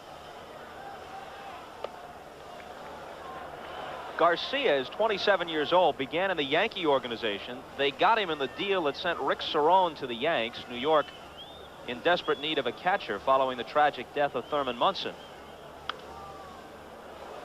Down the right side, Motley goes over and has no play.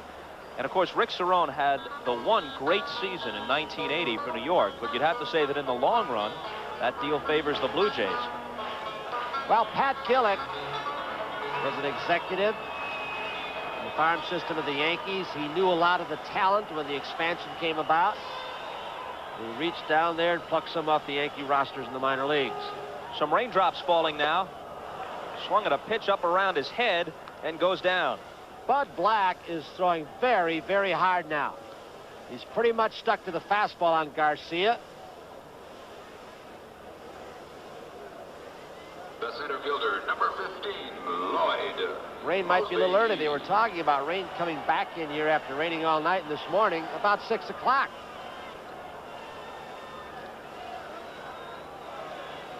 Mosby 0 for 2 in the game, 0 for 7 in the series. It is a very unusual defensive alignment against Mosby.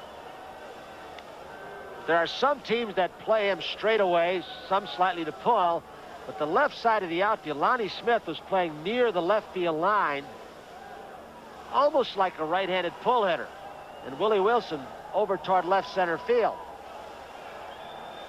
The right fielder, Motley, giving a lot of the right field line to Mosby, so they're going to try and probably throw a lot of fastballs, make him hit the other way.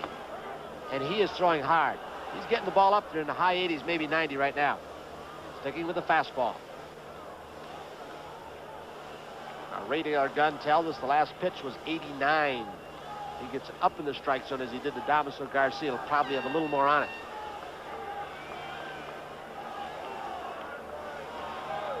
Oh, 2 pitch. Fastball outside. The gun says 90 on that one. He's been right around that level throughout the game. He hasn't lost anything since the start. We're in the bottom of the 6th. Up the middle. White behind the bag. Got him. And there's where the defensive charts pay off. Not just how you pitch a specific offensive player, but how you play him and how you play the situation. On the artificial surface, the high bouncer, and Frank White's right there up the middle. They were throwing hard stuff to him and playing the opposite way.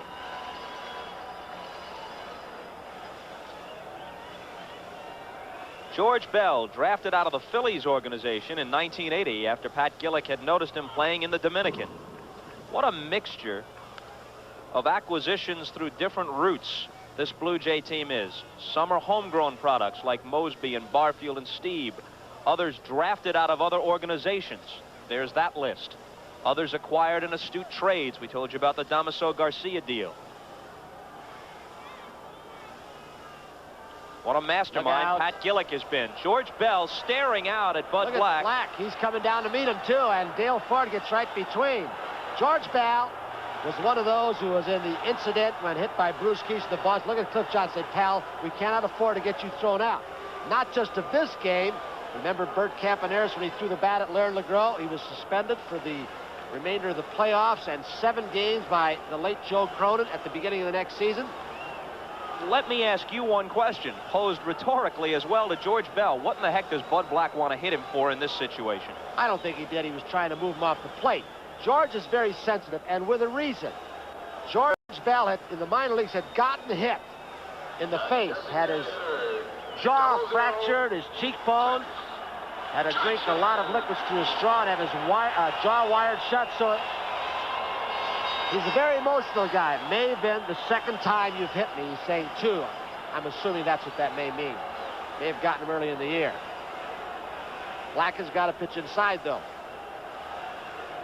You can get overly sensitive about that. And boy, Cliff Johnson and Dale Ford stepped in a hurry.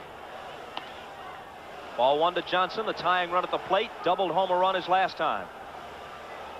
So it's happened before with Black. And the pitcher's defense, you will not win in the big leagues if you don't pitch inside.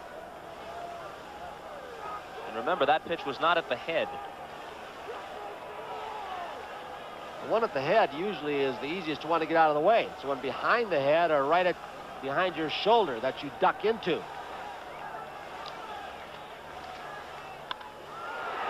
That's through. Whoops, Bell fell down, but recovers.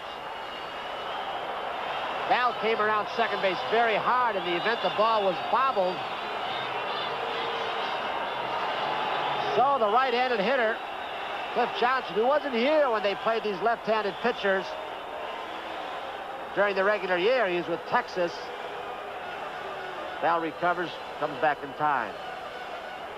Talking about Bell and his anger with Bud Black, you mentioned that altercation with Bruce Keeson after he was hit by a pitch and charged the mound. Went out and gave him a modified karate kick. He was suspended for 2 games as a result of that. That incident started here when the team went up to Boston. Boston swept them near the end of the season. In September, it happened again. Nipper came close to Bell, and it started up there too. Critical at bat right here with 2 men on and 2 outs. And a 2-run lead for KC. Off-speed pitch for a ball. One thing the Blue Jays did through the first 4.5 months of the year was get a lot of big 2-out base hits with men in scoring position. And then that tapered off the last month or month and a half. 1-1.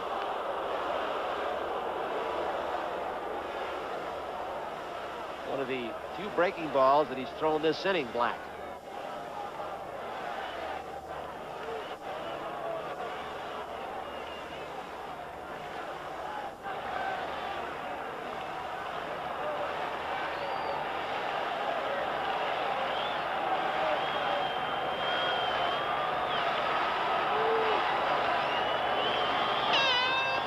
It gets away.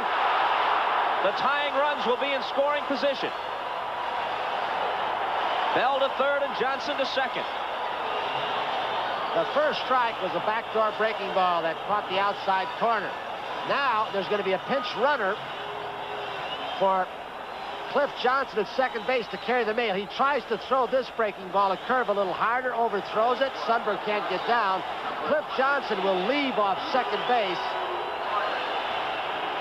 And Lewis Thornton, another one of those draft acquisitions off the Mets roster, will go down to pinch run at second base. Lewis Thornton, he can throw, run, he's got a quick bat. They kept him and Manny Lee all year long. Neither had played above A ball. 2-1 now to Barfield.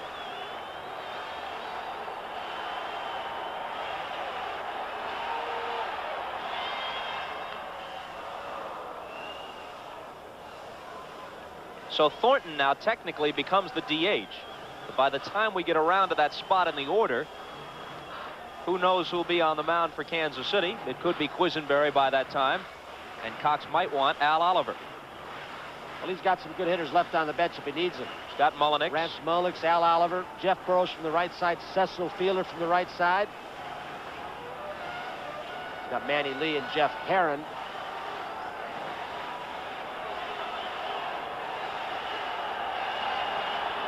Two balls, 2 strikes, 2 outs, 2 on. Full count. He has thrown 4 consecutive breaking balls to Barfield. Doesn't want to give him the fastball. Let's see if he changes now. Perhaps Sundberg may feel there's Bell at third and Thornton at second. They feel he's got him set up for the fastball. 3-2. He may just throw it with first base open. Again. You don't ever want to put the potential lead run on first base, and it's open right now, but the matchup would be Upshaw, left-handed hitter, who Cox doesn't pinch hit for, against Black, the left-hander. So Sundberg will alert Black, say, look, I want something out of this. Is just not a give-up pitch. You want to miss away, but don't miss toward the middle of the plate. And we'll do it all over again. Another breaking ball. Jesse Barfield doing a job cutting down his swing, trying to prevent Black from striking him out. There are your runners.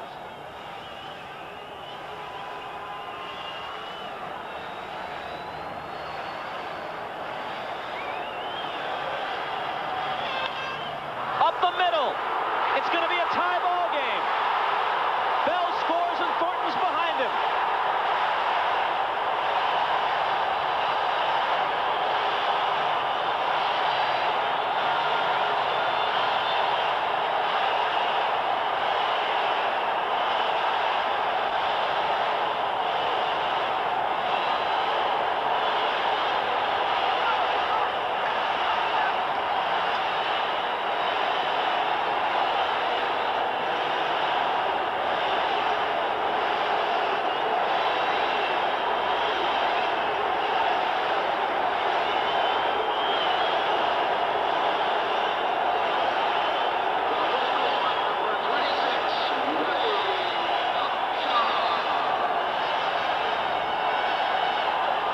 Did we say this crowd was lifeless earlier? Maybe they just know how to pick their spots. White to his left. But the damage has been done. With 2 out, Bell was hit by a pitch. He swore revenge and got it in the form of 2 Blue Jay runs. And we'll be right back after these messages from your local station. Monday, Valerie Bertinelli is...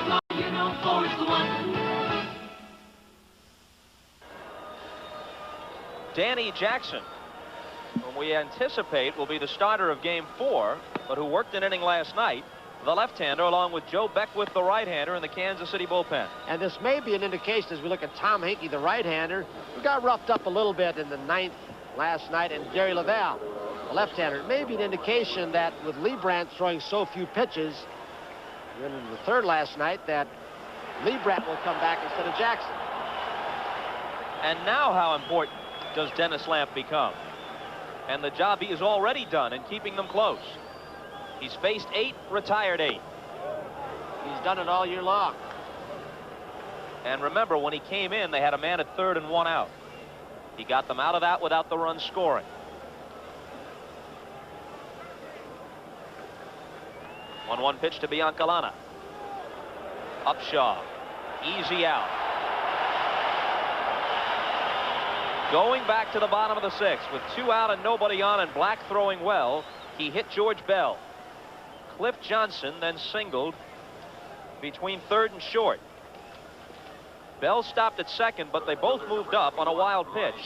Then Lou Thornton came on to run for Johnson, and Bell and Thornton both scored on Barfield's bouncer up the middle. We're tied at 3 after Kansas City claimed a 3-0 lead early. Well, it's the same way that the pitching staff from Kansas City hurt themselves yesterday.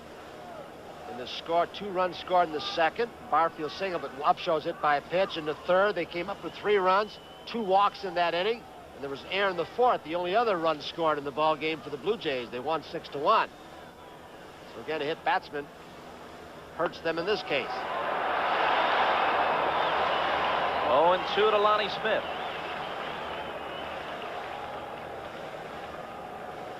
He was the guy at the plate when Lamp came on. He had just narrowly missed a home run off Jimmy Key. That signaled Key's departure. They check down at first. No, says Jim Evans. Don't know, and I don't think Lonnie Smith knows how he laid off that pitch. It was close, and it was a tough slider. He was just fooled so badly he couldn't pull the trigger.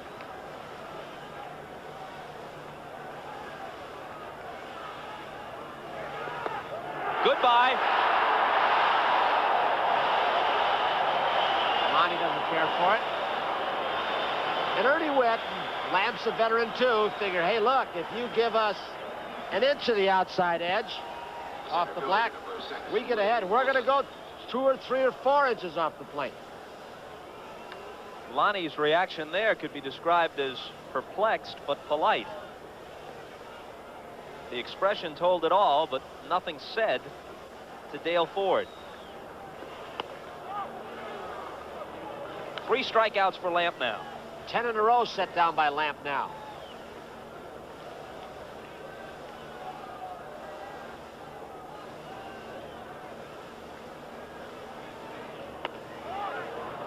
Dale Ford, one of those umpires, along with Durwood Merrill in the American League, they use the inside protector. Only Jerry Newdecker's left with the balloon now, and he's retired, so he was the last. But they use the outside protector technique. Head right over, squared over the catcher. They don't sit on the inside corner. Upshaw, tough hop. Does he have time? Lamp covers and beat Wilson to the bag. Willie is hooting and howling down the line.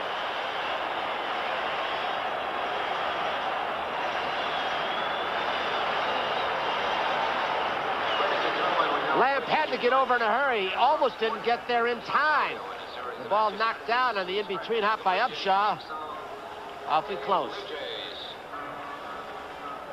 Once he didn't handle it cleanly, Upshaw knew he'd have to hurry with Wilson running and Lamp. Let's see. Ooh, was it close? We're not a company, but outstanding people come to us. Tony, a tie, if there is such a thing, goes to the runner. You decide. Well, there's no such rule in the book. Jim Evans, the first base umpire, had a tough call. Take your pick. You get an argument either way. Both feet hit the bag simultaneously, and you would have gotten an argument either way.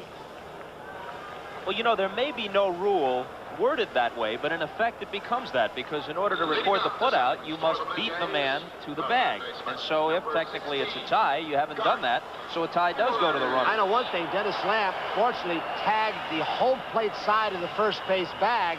If he'd have gone to the middle or the outfield side like some do, would have been that inch difference. Call would have gone the other way. Good call by Evans. Bottom of the order in the bottom of the 7th. Black still in there for KC. Strike 1 to Garth Orge. He's 0 for 2. Now at the corners, they are guarding the lines. Brett looking for a bunt, but he's standing just a stride from the foul line, and the same with Balboni at first. Take the double away. They're in the 7th.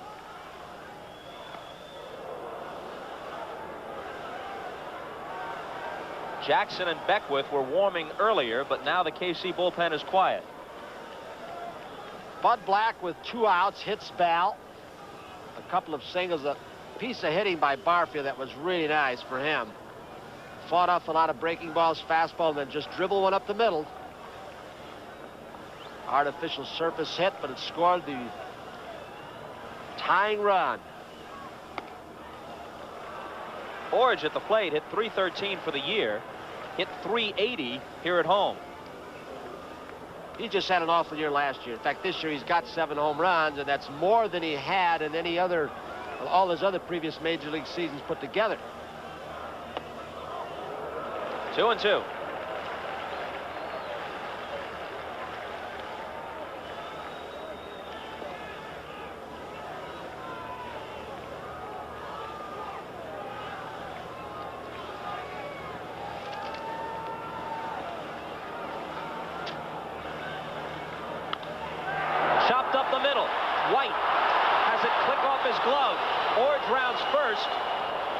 Wilson fires it back in. I don't think with Orge's speed that even had White made the play that he could have thrown him out. And Frank White knew that, so he was starting to break.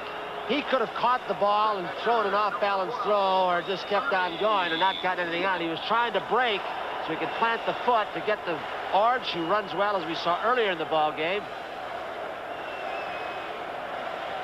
Now Brett and Black are going to have a conference.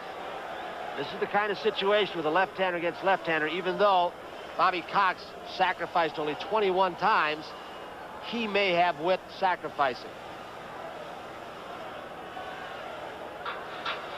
He's got Fernandez hitting next out of the 9th spot, and Tony Fernandez drove in 51 runs during the regular season. And I think the quandary is this. That's why Sundberg and Brett went in with Black. They know the scouting reports show that Cox doesn't bunt much. But in this situation, he might. So there's confusion on their part, and they want to get it straightened out. An outwardly impassive Hauser. Witt bunts it foul. And when you don't bunt a lot during the season, it makes it a lot more difficult when you come into postseason play. Black did just what he had to do. He was trying to find out something, run the fastball up and in, get the pop-up, or at least find out what the runner and hitter are doing. Time, ball on the field out of the bullpen in right field.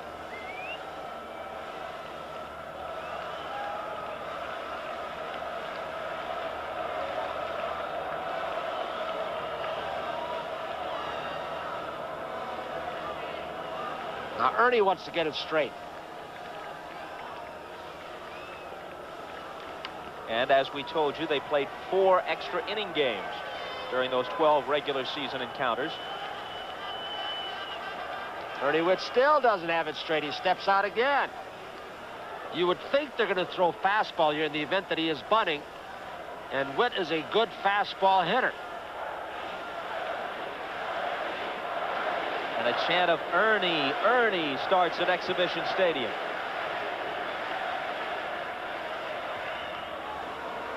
Orge back easily. They're still trying to find out if the switch is on to the hit sign. If Ernie Witt would slide the left hand up.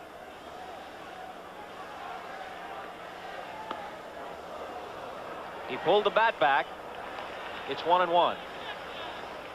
The way Witt's gone after those first 2, Bobby Cox may be better off letting him hack away. Witt was 1 for 3 with a walk last night. He's 0 for 2 so far today. That unique camera angle you are seeing. Bud Black's move exactly the way Garth Orge is.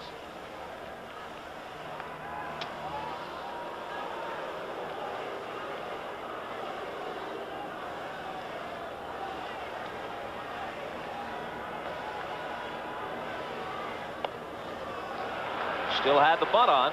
2-1. Well, he may bunt again, but I'd be surprised. 2-1. Look for the takeoff if you can. That's the first thing many times sign stealers look for. Try and pick up the indicator. A lot of guys who are adept at stealing signs steal it from the manager rather than the coach. Orge again is back. Got the a lot signs from the manager to the coach are less complicated than from the coach to the player. Well, in most cases, you can't steal them from the manager because he hides in the corner. A lot of possibilities. Hit and run, bunt again, straight hit. The bunt. Nope. Black pounces on it and goes to second. They get the force, but not the double play. And you get a faster runner off the base pass in Orge, who could score on a long base hit or a double, and a little slower runner than Ernie Witt on now. Unusual strategy. Many managers will tell you in a short series or in a pennant race, they will manage exactly the same way. Regular season, I'll guarantee you, Ernie Witt would not have been bunting against any kind of pitching, even a left-hander, with a 2-1 count in a tie game. Orge put some pressure on Biancalana. That little bit of pressure may have allowed Witt that extra step so he could beat it out at first. Fernandez, who was 2 for 3 in the opener, has walked and struck out today. Garcia on deck.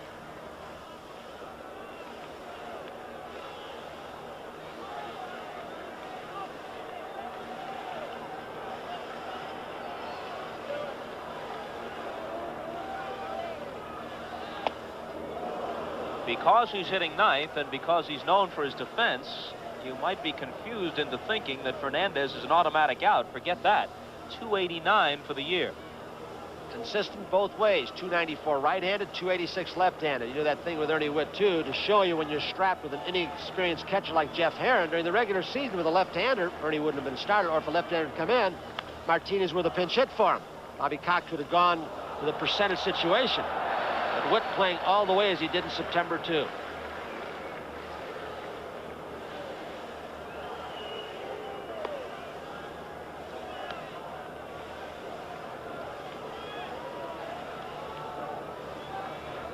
these close series, and we just showed you 10 of 12 by 2 or less runs they've played this year. 5 by 1 run. Those little things. Will it be Cliff Johnson with a base running move early? George Brett's error earlier in the game? The lack of the sacrifice? Games get so tough and hinge on just one play or not executing. 3 runs, 7 hits, and an error for the Royals. 3-5-0 for the Blue Jays. The error by Brett set up an unearned run. Blind, and Black somehow saves his life and the inning. That got him and not his glove, and then he trapped it with his glove. A bullet, and we can only hope that it just took the wind out of him. A tailing fastball that Bud Black could not defend against. He could not get out of the way. Ernie Witt gets hung up. He's gone. And Black immediately headed down the runway and toward the clubhouse. The tie is preserved. They're coming. Major League Baseball in cooperation with the Players Association.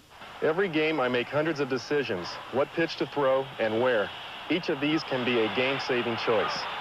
As a teenager, you also make decisions every day, and one of these can be life-saving.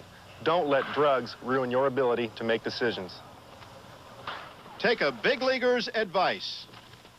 Make the right choice. Say no to drugs. Baseball cares about you and your family.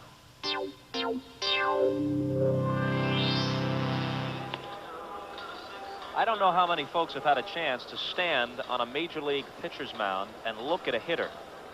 It's frightening how close it actually is. Sometimes we take that for granted. The ball can get back on top of you very, very quickly. Black was hurt, but he made the play, turning it into a double play. Start off a little bit about over 60 feet, 6 inches and a fraction away, and when you follow through, usually about 6 or 7 feet closer. I don't think that ball got any piece of his glove. Lavelle comes on. Told you he's had some problems. He's on for one specific reason. George Brett leading off the 8th. Maybe only one hitter that he'll face and test the elbow. Dan Quisenberry gets up, so apparently that ball did not catch much of Bud Black's glove. You want to talk about a player who is a presence, a guy an entire inning is managed around. You can talk about George Brett, and he would be on any list of hitters who fit that description in the major leagues, no matter how short that list might be. Here's Dennis Lamp, who is not allowed a base runner, and I doubt that he was incapable of pitching another inning. But this late, and Brett in the midst of a season in which he hit 30 home runs, the porch so inviting here in right field, Lamp will not get the chance with the game on the line in the 8th inning to face George Brett. The next 2 hitters, McRae and White, for that matter, the next several hitters, Balboni, Motley, Sundberg behind them, all right-handed. And that's why he may just face Brett, and that's it. He's had difficulty with the elbow problem throwing that hard slider that, along with that good running fastball, he always threw hard over in the National League. Had a cortisone shot in the elbow, I guess, a few weeks back when he popped his elbow last week against the Detroit Tigers against Parrish. Went out to see Dr. Frank Jobe. Really said he shouldn't pitch anymore, rested for 6 weeks, but he wanted to play in the playoffs. So Lamp's work is done. He faced 11, and he sent 11 back to the dugout.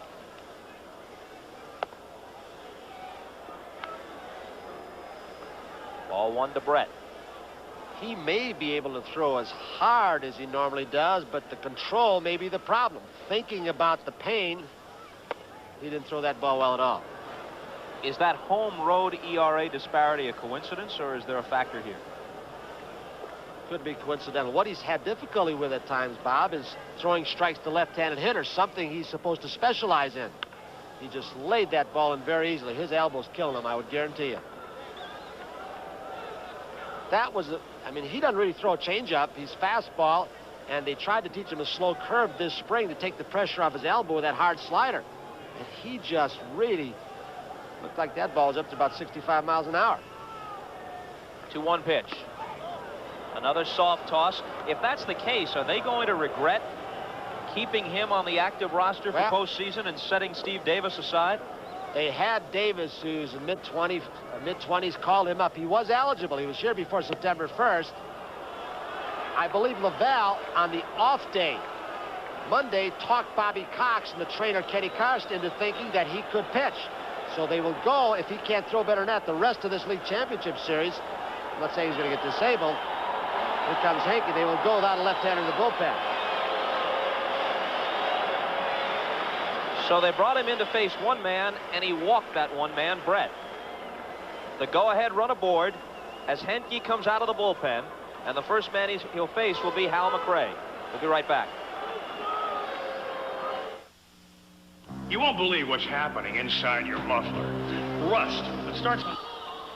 There is Gary Lavelle, and that is not the pocket of Al Widmar. There is the face of the 60-year-old pitching coach. Gary Lavelle with 11 years in the National League with the Giants, San Francisco Giants, with no taste of postseason play.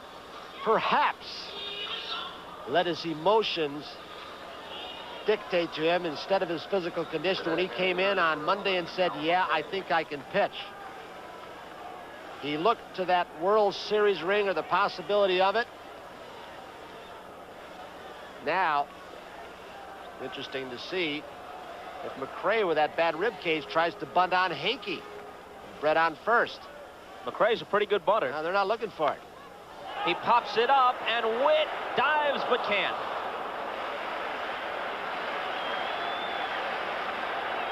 Garth Orange was playing deep at third.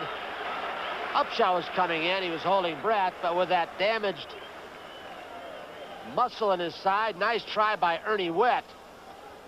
That's a tough play for a catcher because you are springing out from behind home plate toward the pitcher. That's where your momentum is in case he deadens the ball on the dirt surface.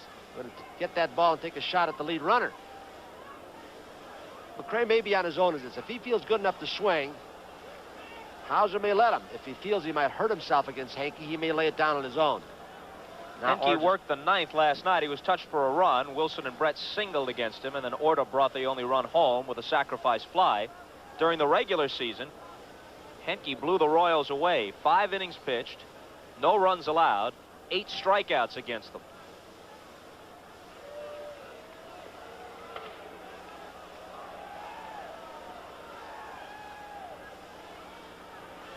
Not bunting this time.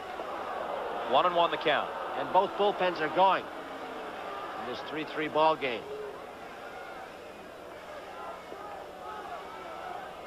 McRae got a lot of those the second part of the season.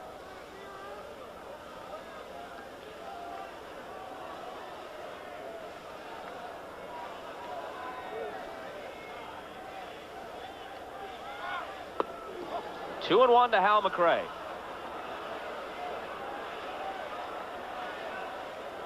Interesting talking to the Cardinal scouts this morning. Mo Mazzali, Timmy Thompson scouting these two teams.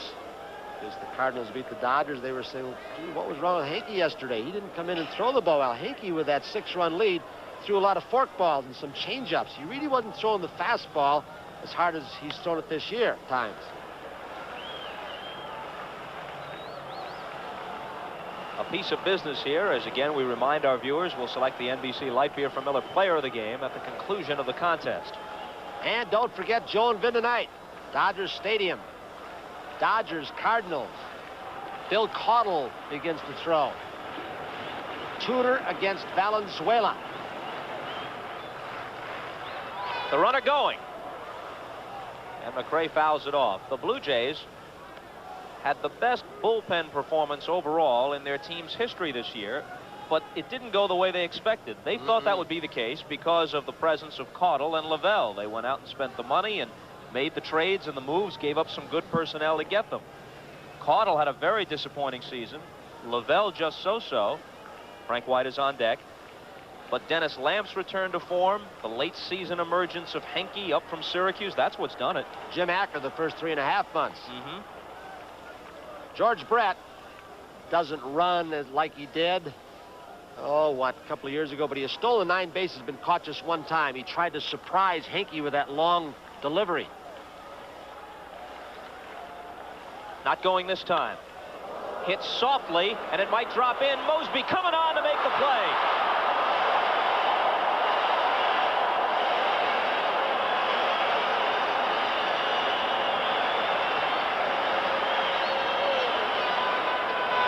He got a good jump on this ball, Bob. Was playing for McRae toward right center field and relatively deep. in this tie game. Remember Mosby on Friday? Ball popped to right center field. Would have been the third out in a 3-3 ball game. Popped out of his glove. The fourth run scored, and the Yankees pushed him one extra day to Saturday. Henke lacing up. Quisenberry was up in the bullpen for Kansas City. Then he sat down. He probably felt he was ready, and when innings started getting a little slower, he sat down. Now he's back up again. A veteran relief pitcher knows how not to burn himself out in the bullpen, to pace himself and get those last 8 pitches. That'll get him ready for the inning. He apparently is coming in. He might have been coming in anyway, even had Black not taken that wicked liner in the gut. This makes Hauser's decision a little easier, if it hadn't been made already.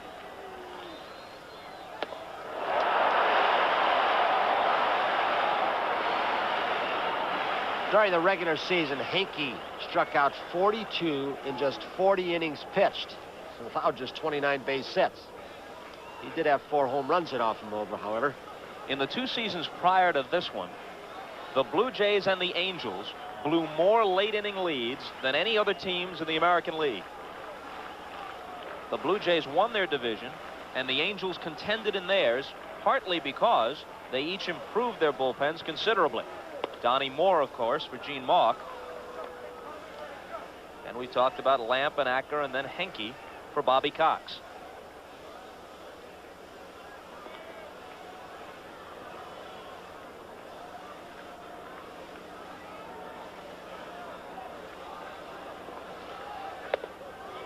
Two and one. Well, off a hard throw like Henke, who at times has a tendency to let up when he gets behind. Will you start a runner? Brett wasn't sure. Brett looked over to Mike Ferraro. That last pitch, 90 miles an hour, which is not his best fastball. Brett looked over to Ferraro, wasn't sure of the sign, then looked to Martinez. He may be moving. Jose Martinez, the first base coach.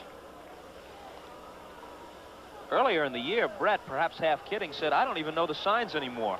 I'm too old and battered to steal. They let me make up the hit and run anytime I feel like it. So I forgot what the signs are. There he goes. The throw by Witt. Got him.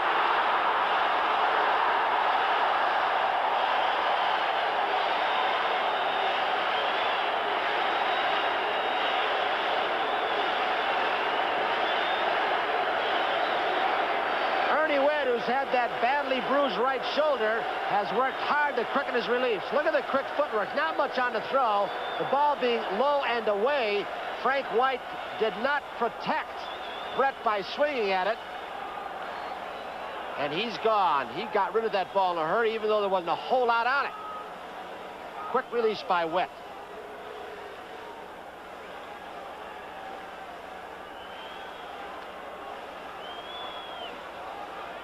So now it's White with 2 out and nobody on. And he draws a walk.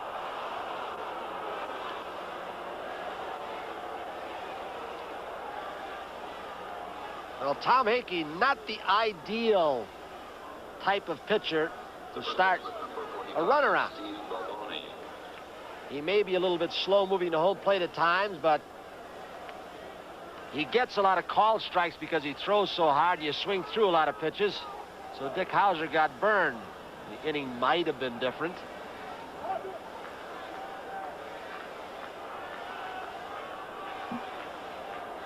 A high fastball pitcher against a hitter, Balboni. They think they can get out with high fastballs. Balboni's hitless in the series. But we'll repeat what we said last night. Hauser puts it this way: I cannot tell when this guy is in a slump. His swing is the same, whether he's hitting homers or swinging through the ball. I just let him go up there and hack, and occasionally something good happens. More than occasionally this year. Wasn't his fastball, probably the forkball. And what started out as a rather drab ball game through a good part of it with the fans really not in it has become very exciting and typical of postseason play. And one thing, the fans might not have felt it, but the electricity, postseason play, is what World Series pressure used to be like. Get to the World Series, they're talking now the possibility of the winner's share being $100,000. Loser's share maybe 60. Does that make as much difference to most modern players as maybe the 10,000 did to you when your salary might have been 25 or 30 with the Yanks? I can't speak for the modern player. I know this, after you go through 162 games with the chance of losing it in either 3 of 5 or 4 of 7 it is right now, takes a lot of pressure once you've gotten into the World Series. Oh, I think the winning and the losing still carries the same pressure and the desire to excel, but I don't know if they can ever get the shares up high enough for it to matter as it used to the old-timers. They used to count on those World Series checks as a big, big bonus. Well, I would disagree with you in this. I don't think the desire is any less to win at any time of the year on these players today as opposed to years ago. I said that. I don't disagree with that. The notion of disagreeing with you is repellent to me. The 2-2 pitch. Drops down sidearm and misses. So a small edge to Kansas City as White will be running and might be able to score on an extra base hit. And in this tie ball game, in this situation now, the outfielders have moved almost back to the warning track. Ballin left is not going to get a ball hit over his head. Mosby much, much deeper, as is Barfield. Concede that single. You don't want that runner coming home. Look out. Look out. Trick play. Henke almost missed Upshaw. As hard as he throws, you don't want to have that play fouled up, do you? Rolling around down the right field corner. He kind of short-armed that one after he saw at the last second that Upshaw might not be there. There goes White. Balboni might have tipped it, but in any case, Witt held it. And they're roaring at Exhibition Stadium. They'll have the top of the order in the bottom of the 8th. Tied at 3.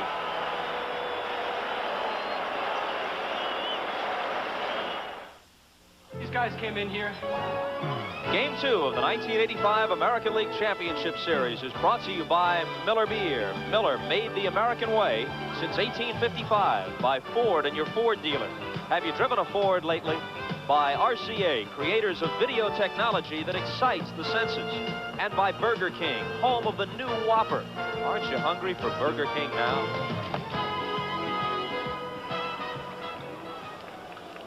The quiz is on in the bottom of the 8th. 37 saves this year to go with a record of 8-9 and an ERA of 2.37.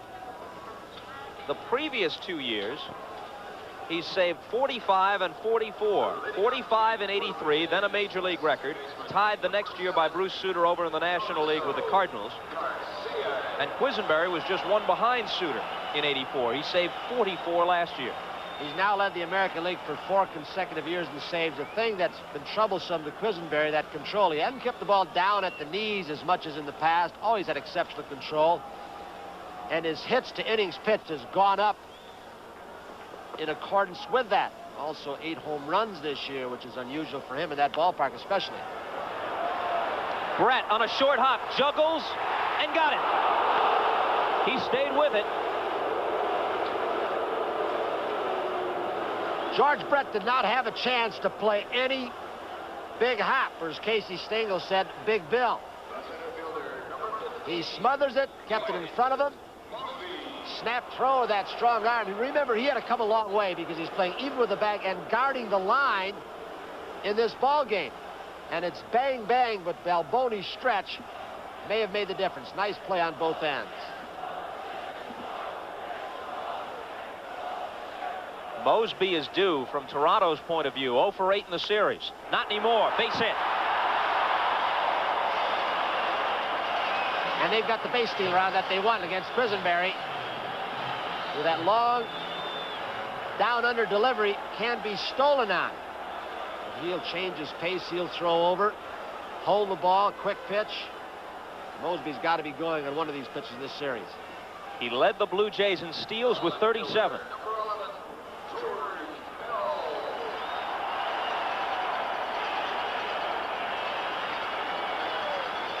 Shouldn't say he's got to be going. I think he's going to be going. Bell doesn't have a hit, but he scored 2 runs. Came home on Johnson's double after he reached on Brett's error in the 4th. Then after Black hit him with a pitch, he scored one of their 2 runs in the 6th. One thing about short relievers, generally speaking, they've got to come up with a good move. More so in the National than the American League, because there's Al Oliver in the on-deck circle. Thornton scheduled in that spot. He pinch ran for Cliff Johnson.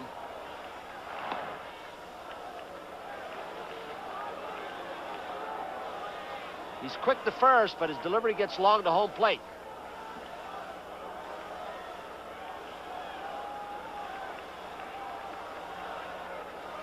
Bottom of the 8th and a 3-3 tie.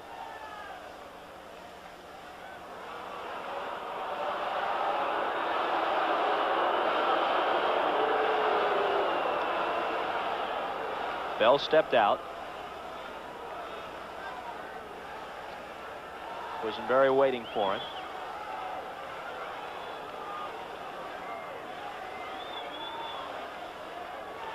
The runner is going. The throw by Sundberg. He's in there with a headlong dive and on his way to third. It not only got by White, but it got through Biancalana backing up.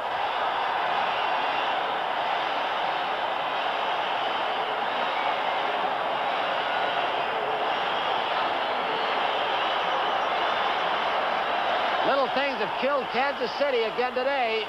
Biancalana had to hold his spot with a right-handed hitting Bell up. Not a good pitch to throw on. A low sinker ball to Sundberg. It gets by.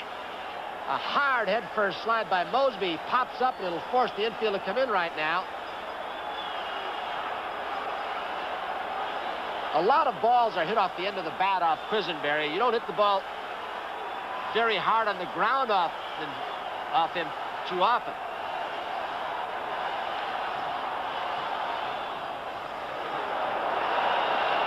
Two and out to Bell with Al Oliver on deck.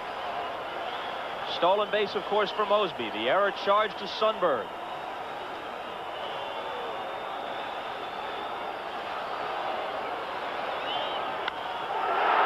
In the air to right center field. It's going to give Toronto the lead. Motley with the catch. Mosby can walk home.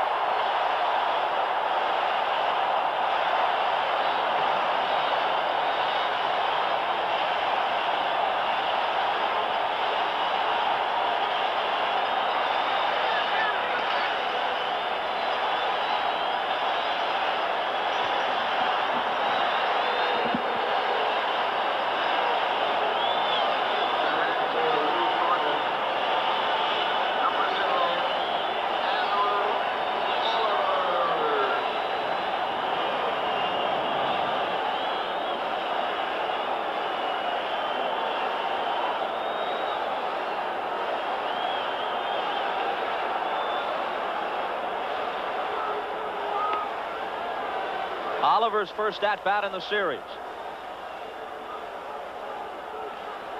A 3-0 lead that at this point has gotten away from Kansas City. Willie Wilson coming in. He's camped under it now. But a one-out single by Mosby. A stolen base for Lloyd. A throwing error for Sundberg. And a sacrifice fly from George Bell put the Blue Jays a half inning away from a 2-game lead. Who has taken the intimidation out of VCR programming? Give me that. RCA, with the first remote programmable VCR. Bird brain. You record exactly what you want, when you want. By remote control, for easy mistake-proof programming. So simple. I can do it myself. From RCA. It's the hot sale in heating. Free gas for a month. That's right. Buy a Bryant high-efficiency gas furnace, including our most efficient model, and Bryant will pay you back for your highest monthly gas bill. What's more, with gas heat, you'll save month after month. So call 800-HOT-SALE for your nearest dealer. Get free gas for a month and years of energy savings. Gas, America's best energy value. You're doing your best, working your hardest. What you think? We're doing ours too, just for you. Hungry? At Tyson Foods, we're doing our best just for you. That's why we didn't stop with America's best-selling chicken breast patty. We added a patty made with natural cheddar and one with natural Swiss cheese and real bacon. Know what I think, Dad? Just for Tyson. I'm gonna like having a brother baby. Tyson, doing our best just for you. Azuma Nelson, a physical powerhouse who explodes inside the ring. He is driven by an unyielding will to win. The champ unleashes a relentless flow of punches from bell to bell. Azuma Nelson battles Pat Cowdell, the WBC Featherweight Championship, live on NBC Sports World.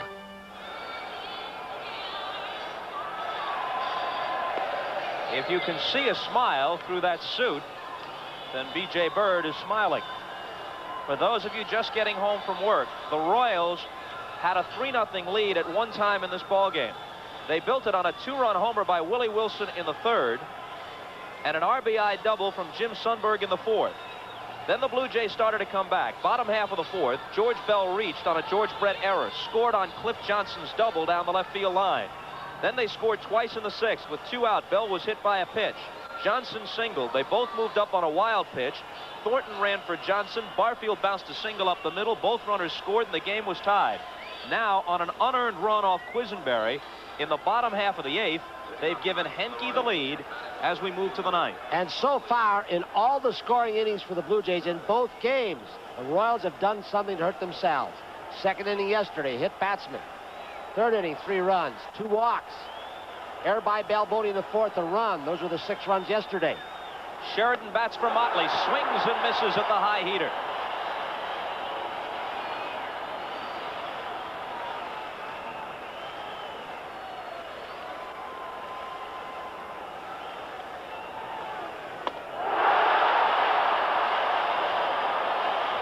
Just throwing flame up there. Dr. Hakenstein may be taking over.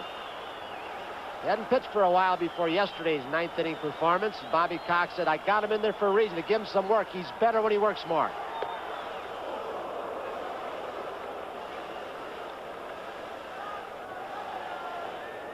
Sheridan last night in game 1 was 0 for 3 with a walk.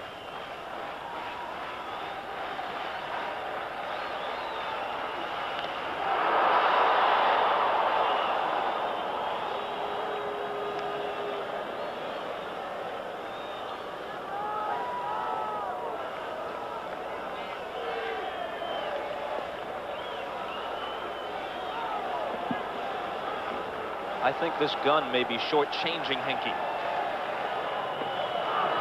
Didn't miss by much. 2-2. He didn't throw that hard. He tried to spot a little sinker, low and away. Turned it over a little bit. Apparently has been given permission to blow in his hands while on the pitcher's surface.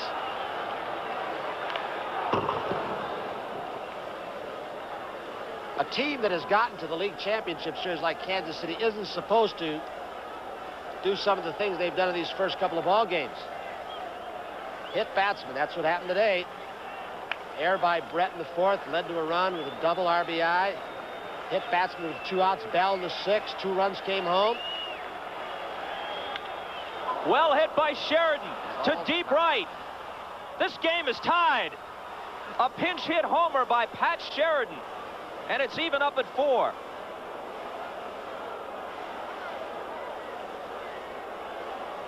And for Henke, memories of last Friday. And Butch Weiniger with 2 outs against the Yankees. And the pennant clinching and out away. The Weiniger homer prolonged the Blue Jays' agony, and they had to clinch it the next day. You talk about a stunned crowd. Don't know if it's the same kind of crowd now as the incident you just mentioned. Weiniger hitting that home run to tie it at 3, and then Mosby dropping a fly ball. For the 4th run, they lost 4-3, but it is a silent. Ooh. All the noise in this ballpark as Sheridan toured the bases came out of the Royal dugout.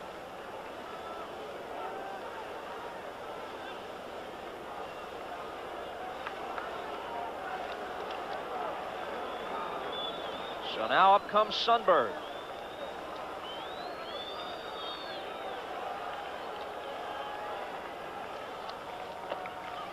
And takes a ball. During the regular season, Royals pinch hitters hit just 156 with 1 home run and 17 runs batted in. I think that isn't a clutch hit for Pat Sheridan.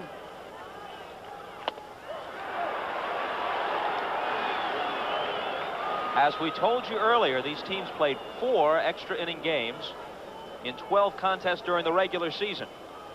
Prior to this playoff, they hadn't played one another in almost 2 months. They last met in mid-August.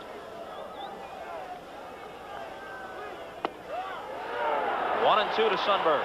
They played each other in Kansas City the first 3 ball games of the season. They were all 1-run game, 1-0, 2-1, and 3-2. Extra innings involved there also. You know, he's not throwing hard consistently. He'll throw a real good fastball and pop it, and then not quite as much on it. I've often wondered, and some pitching coaches have said this, when you throw that split-fingered fastball, forkball if you will, and change your release point, you can become inconsistent. That one he threw harder.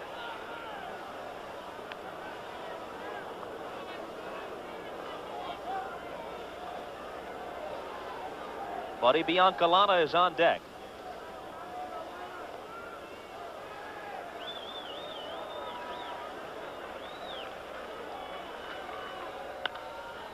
Right at Fernandez.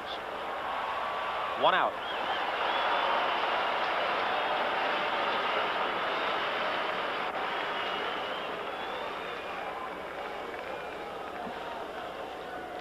Biancalana goes back, and Dane Orge, who had a pinch hit double last night, comes out of the Kansas City dugout.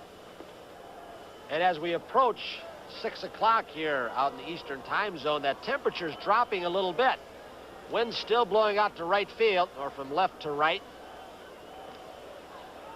It's getting a little cooler. For the shortstop, Buddy Biancalana. Number 9, Dane Orge. Orge was hitting for Biancalana in the 8th last night when he lined a 2-out double to the wall in left center. Dick Hauser still has Orta and Jamie Quirk from the left side. Wathan, Concepcion, Lynn Jones, Pryor from the right side. Garth Orge didn't know which way to pull yesterday on the pinch hit double to left center. Of course, he had a 6-0 lead at the time. I think he was hoping that the ball would fall in for Dane. That was yesterday. Strike one is called.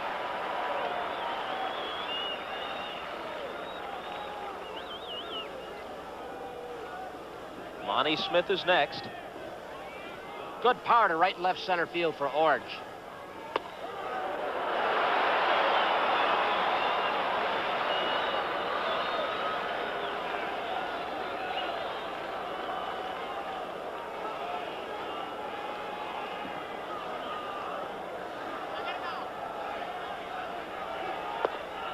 One and two. Ironic, that ball that Sheridan had just curled by the foul pole.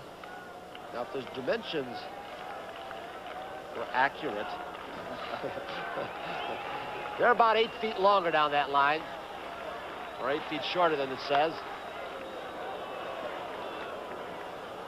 Well, the Blue Jays probably have taken advantage of it more frequently than the opposition, so they can't kick. Well, that's what's surprising. The Blue Jays have hit 4 more home runs on the regular season than Kansas City, but they've done a lot smaller ballpark. Kansas City really has deceptive power. 2-2. The Royals have 2 homers today.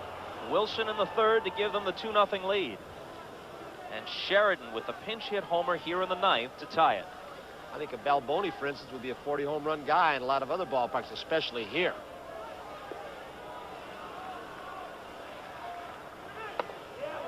Full count now. Henke was ahead of him 0-2. Bobby Cox has his bullpen going in the left field corner. Case Henke continues to struggle. Bill Caudle to the right and Jim Acker to the left.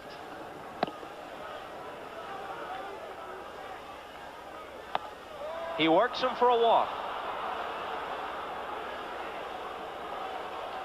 And Henke had him no balls and 2 strikes, and Orge very patiently waited him out, fouled off a couple pitches. There'll be a pinch runner now for Dane Orge as Onyx Concepcion comes on. And he'll remain in the game and play shortstop since Orge hit for Biancalana.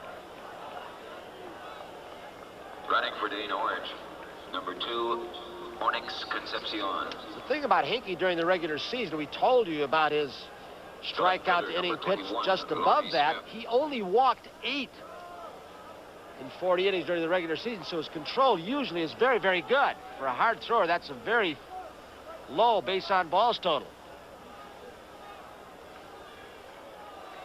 Unless you're Dwight Gooden.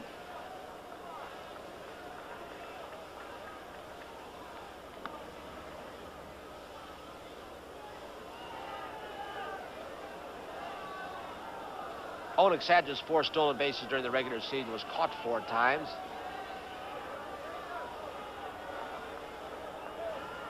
Not going. Strike 1.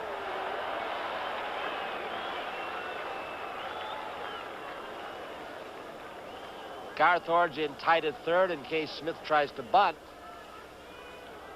Lonnie's 0 for 4 today as he was last night.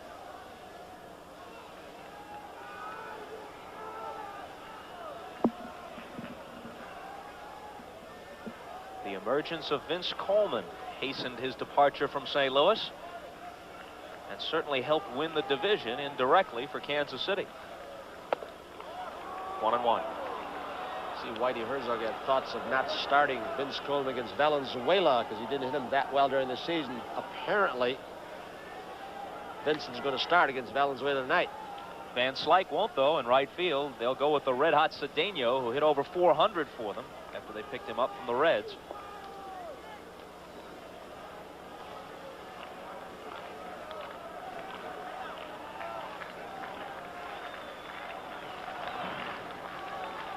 Concepcion the go-ahead run at first in the top of the 9th. Hinkey's got to stop being distracted by the runner on first base. He's got to put a little more focus right now on Lonnie Smith, or he's going to just lay one in there. Well, now he's ahead of Lonnie 1-2. When Hinkey was with the Texas Rangers last season, he and Doug Rader, then the manager, didn't seem to see eye to eye. Perhaps Rader was a little hard on him, but I think in the long haul, Hinkey might admit that it did him some good, may have toughened him up for these kinds of situations.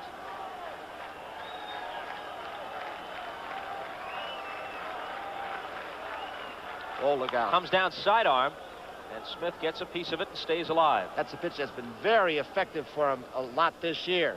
Doesn't throw it quite as hard, but it's got better movement on it. And he gets that right-handed hitter backing off the plate, bailing out.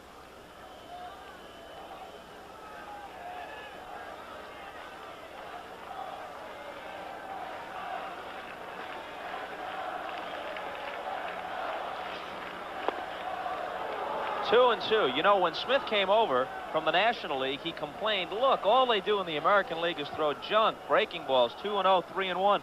Why won't they challenge me like they did in the National League? Well, he's got the guy he wants out there right now. Dick Hauser's reply to that was, all I've seen them do to Lonnie is power him away.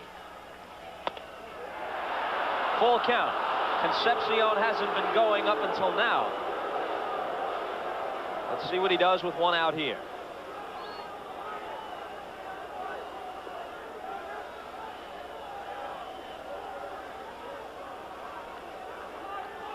I think he's going. We'll see. Smith has struck out 69 times in about 500 plate appearances during the regular season. There he goes. Swing and a miss. The throw. Strikeout, throw out.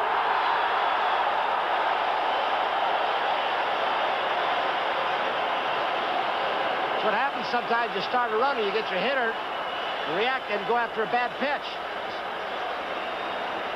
Might have been there, might have been outside. Tony Fernandez goes right into traffic. Who says he's fragile? He went right into the path to make this tag. Ernie Witt once again. As Concepcion is tagged out, watch the free hand of Tony Fernandez. It comes up and gets Onyx in the face, and he has some blurry vision in his right eye, but he's able to stay in the game at shortstop, replacing Biancalana, and Pat Sheridan's out in right field. And what a dramatic home run for the Royals by Pat Sheridan. Pinch hitting, leading off the 9th for Motley. He curls one around the right field foul pole. Barfield starts it in the bottom of the 9th.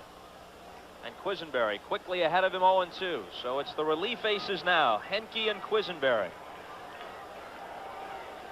Quisenberry converted to that relief spot in the minor leagues by Johnny Sullivan. When Johnny Sullivan was asked why, he said, well, I didn't think a starting pitching assignment from him would be good. You see him 3 or 4 times in a ball game, you figure out his delivery. But 2 other things he said. There is Tom Henke. Gave up that home run to Sheridan leading off the 9th. But he also said he can throw strikes at the knees and get you the double play, which was very important also, like that. He stays right down at the knees. Willie Upshaw is on deck, and then Garth Orge is scheduled, although we might see Rance Mullenix against Quisenberry. That's Bobby Cox's normal pattern. Again, the 1-2. Got him. A weak and late swing. And Barfield's a strikeout victim. Quisenberry doesn't throw hard. Every once in a while, he'll throw a knuckleball. Mullenix will come out on deck after Upshaw hits. The pitch before this, he sunk a fastball low and in. Sinking fastball, and then he went away. He's got that rising curveball, an occasional knuckleball, a forkball. His bread and butter pitch, keep the ball at the knees and sink it. Upshaw's 1 for 3. Had a 5th inning single. One of his big assets is to you left-handed hitters, especially in a bandbox like this with the wind blowing out, he can make you hit the ball to left or center field changeup. And what a changeup it was.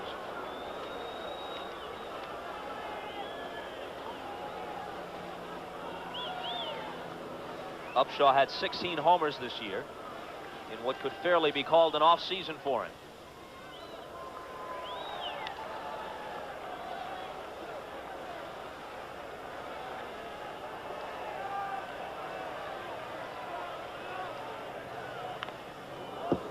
Just got a piece of it, 1-2. Willie Upshaw and Lloyd Moseby both tapered off the middle of last season. It carried on into almost the middle of this season. Upshaw had a reason, rib cage damage, a hand damage. He said his rib cage didn't feel well until almost June of this year. Then he pulled a muscle lower down on his side.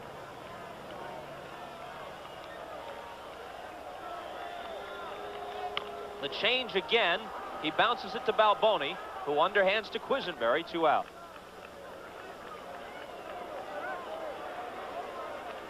The motion of Quisenberry, not from completely down under. Remember when he first came up, how Kent Tekulve of the Pittsburgh Pirates helped him?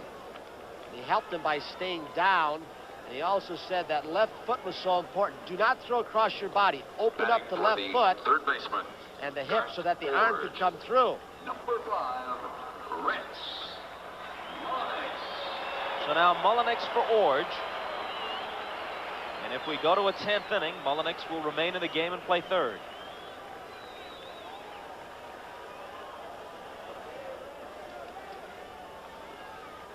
Rance the kind of guy that has a chance to hit Quisenberry. He can go the other way. Although he is such a smart hitter, Mullenix says, if you look at the defensive alignment, about straightaway, slightly to pull in center field. Said he learned to hit watching Brett when he was with Kansas City and listening to Charlie Lau. A ball and a strike. We're in the bottom half of the 9th, tied at 4. I always feel one of the reasons why Quisenberry is effective so late in the ball game, as he always comes in, is because in a close ball game, the hitters are so anxious to be the hero. They want to pull everything, hit the ball to the ballpark, break the tie, and go home the hero. And he keeps it away, changes speeds. They overswing on him. Well, Mullenix went the opposite way for a 2-out hit.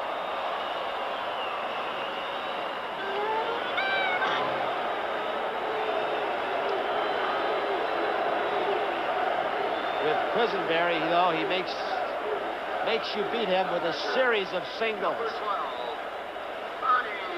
Passed anyway, not too often with a long ball.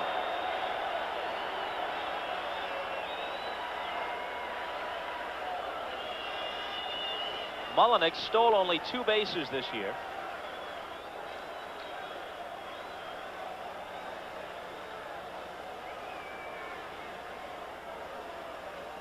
It's turned out to be one heck of a ball game, hasn't it? Fernandez moves into the on-deck circle in case Witt prolongs the inning. That's out of play. He doesn't ever seem to show you the same pitch twice. Dick Hauser now doing a little movement with his defense. Told Balboni, I believe, we'll see, to play behind the runner. Or is he going to? No, he's going to hold him on yet. Mullick says you indicated not a base stealer. Witt's a pull hitter. You can see the defensive alignment. He's not going to protect the gap. 4 runs, 8 hits, 2 errors for the Royals. 4-7-0 for the Jays. Both Kansas City errors led to unearned runs. A called strike 2.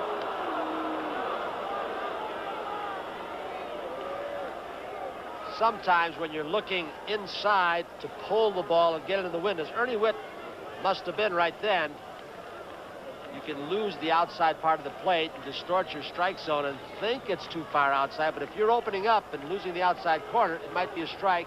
You don't know it as a hitter.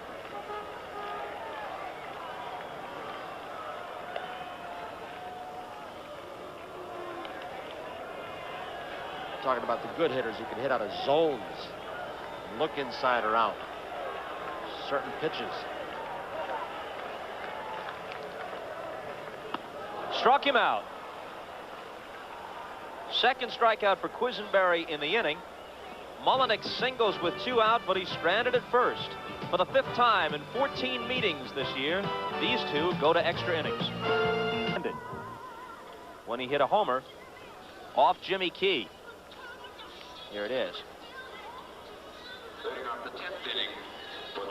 Biancalana had led that 3rd inning off with a single. The 2-run home run. They are in at the corners. Mullenix and Upshaw. They've shortened up in the middle of the diamond too. Wilson is 2 for 4. Mullenix, of course, staying in the game at 3rd. The homer Wilson hit was the first he has ever had in postseason play. Counting that homer, he has 22 home runs lifetime, 13 of them inside the park. Checks his swing and might get a base hit out of it. It's his 3rd hit of the day. Gonna be some fun now. Hanke and Wilson and Ernie Witt's arm. Of course, with George Brett up, Hauser may have a different idea. You steal him and they pitch around Brett, even in this tie ball game.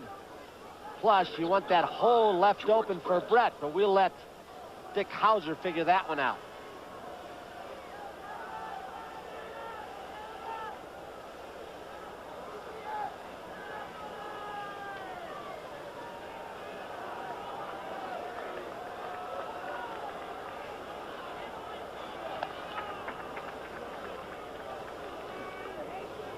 Brett is 0 for 3 with a walk.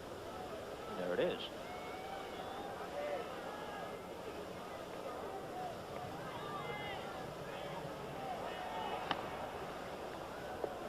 That check swing base hit gets the Toronto bullpen up very quickly again.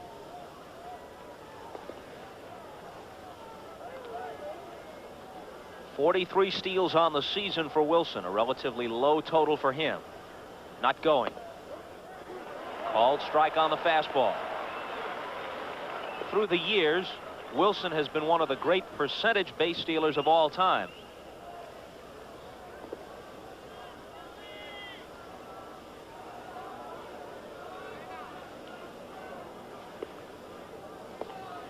Not going again. Swing and a miss, strike 2. Looked like the forkball, the pitch he developed in Venezuela in the Winter League, specifically for tough left-handed hitters.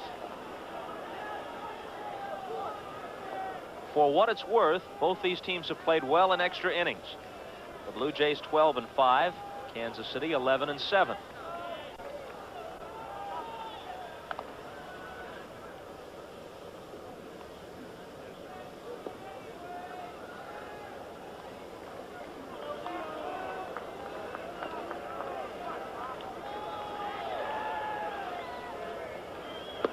Got him. George Brett down on strikes. It was not Hanke's riding fastball. Did he pitch George Brett tough? Fastball away, right on the outside edge and low. Forkball. Now he comes up with the second consecutive forkball that just tumbles off the table.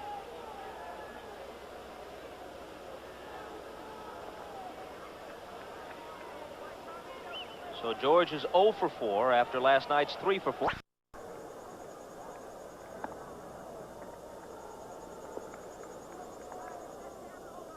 Hal McRae, his 18-year-old son Brian, an infielder out of Bradenton, Florida, drafted by the Kansas City organization this year. They asked McRae if it makes him feel old to have a son playing in the same organization. He said, no, what makes you feel old is when they throw the fastball by you consistently. Henke's a guy who can do it.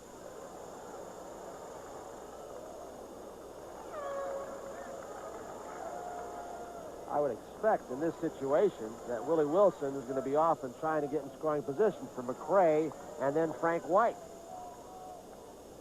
He did a false start the last time, still not getting 1 foot on the turf.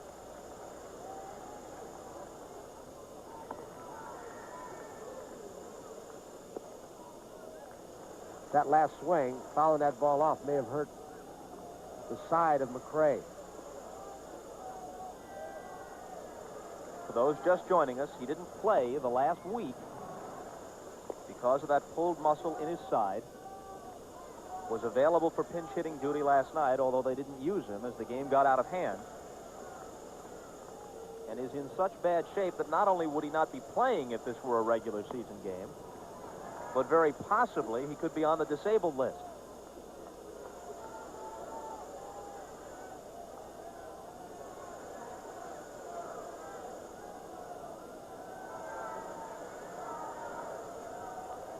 Wilson bluffs the go, and McRae fouls it out of play. Dick Hauser, like most managers these days, has a lot of different signs. Stop sign, don't steal. A pick your pitch. You got to go on this pitch. I don't know what he's got on, if he's got the stop sign for Willie. I'd be surprised with his speed. I think that he'd be wanting to get in scoring position. Willie Wilson may feel he hadn't been able to read Henke.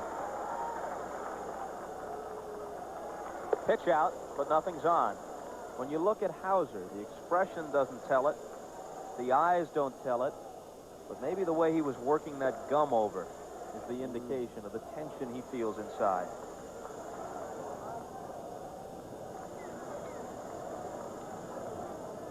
He has lost 7 consecutive postseason games. That was a balk, you bet. Good shot, guys, with those cameras and that close-up. You could see him. Jose Martinez at first also yelled that he balked. None of the umpires thought so.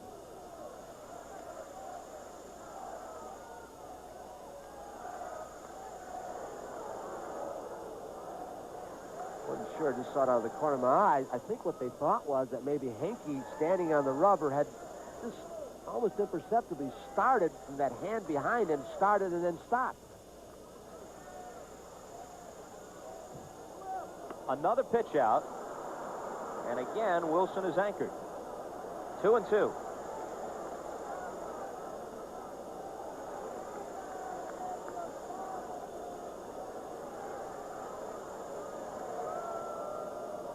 Hauser to Ferraro, and Ferraro on to McRae. There goes Wilson, and he'll have to come back.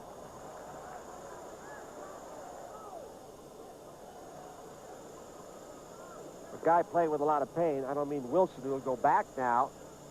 I mean McRae, he had a good swing at a high pitch. I wonder if McRae's thinking, hey, now that it's 2-2, you're going. Earlier in the count, you didn't go. Now you're making me swing and protect you, and I'm in the hole against the hard thrower. Going again, swing and a miss, throw by Witt. Wilson stole it. Witt's going to ask for interference. Witt is arguing with the home plate umpire, say, look, he swung, but it was not intentional. On a pitch away in the strike zone, McRae swung, and he fell into the strike zone area. Ernie Witt could not get off the throw. He's already thrown 2 runners out for Kansas City. And Dale Ford is saying, no, it wasn't intentional at all. He went after an outside pitch. Ernie Witt could not get all he wanted on the throw, and Wilson's in. Here it is from left center field. Wilson didn't get that great a jump. If Ernie Witt hadn't been blocked by McRae unintentionally, he probably would have gunned him out too. So earlier, he managed to throw out Brett and Concepcion, but Wilson steals on him. Wilson opened with a single, a check swing single to center at that. Brett and McRae have been struck out by Henke. But Wilson now in scoring position. Frank White. Curveball for a strike. 4 strikeouts now by Henke. Came on in the 8th after Laval walked Brett.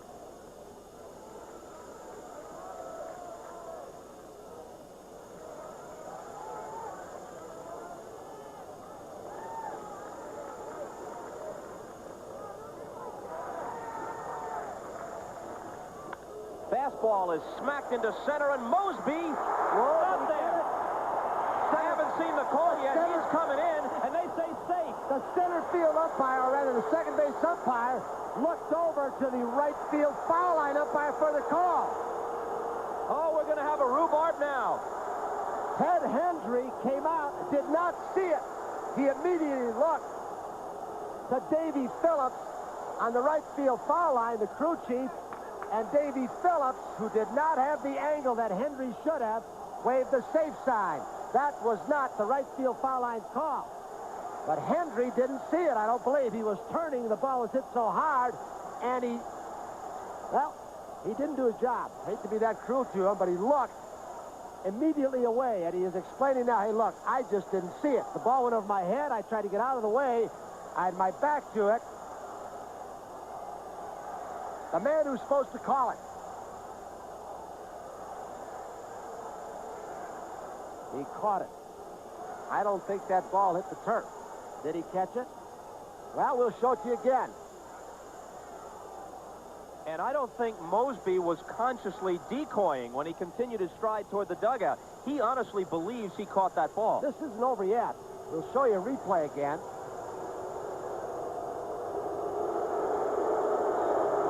Did the fingers of that long basket-like glove get beneath the ball between the turf, or did it bounce? Bobby Cox asked one thing. He said, okay, if Ted Hendry didn't see it, the second base umpire, Davy Phillips,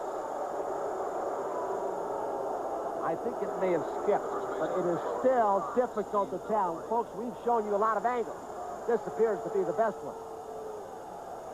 Wow. You see it one time, you say it didn't. Bobby Cox went to Davy Phillips and Henry and said, okay, now, if both of you are not sure, let's go to another umpire. They had a conference behind second base, and the call stands. Great replays, guys. Boy, it is still so difficult to tell. Wilson scores, and the Blue Jays now trail 5-4. Here's Balboni. Mosby tried to decoy, so perhaps he doesn't even know whether he got it or not. I doubt if he even knew. I mean, you've got these long gloves now. Look like Cestas from a highline match. And it's not hitting in the palm of your hand. It's hitting all leather. High to Balboni, 1-1. In the bottom of the 10th, Fernandez, Garcia, and Mosby are the scheduled hitters. So the little bit of a block out also comes into play there on the hard swing by McRae, forcing Ernie Witt to make a low throw. This ball is squibbed down towards second. White avoids being hit with it, and Garcia throws Balboni out. But the single by Wilson, the stolen base, and the disputed single by Frank White have given Kansas City the 5-4 lead as we go to the bottom of the 10th.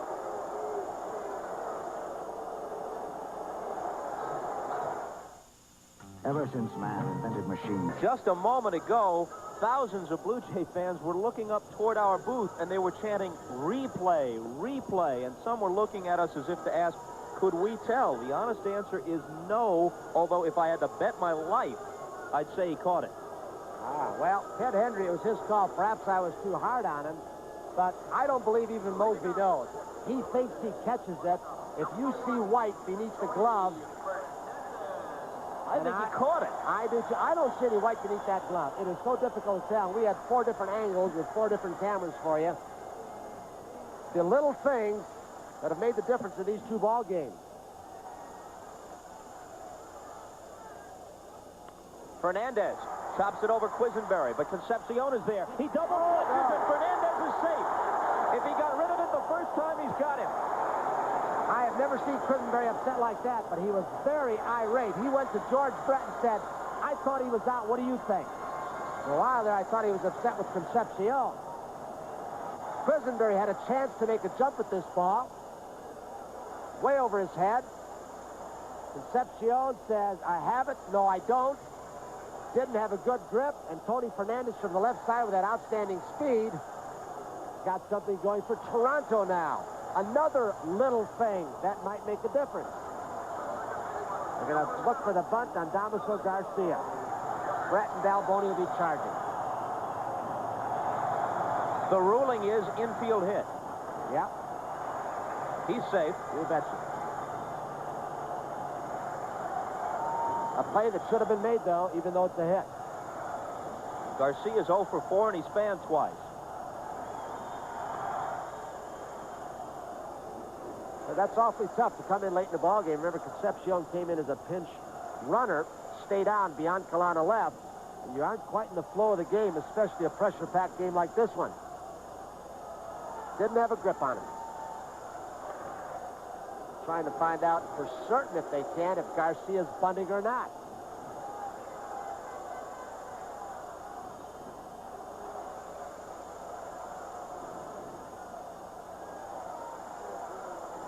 He's not. He bluffed as if he were going. Brett comes in. His only play is to first, so it works like a sacrifice.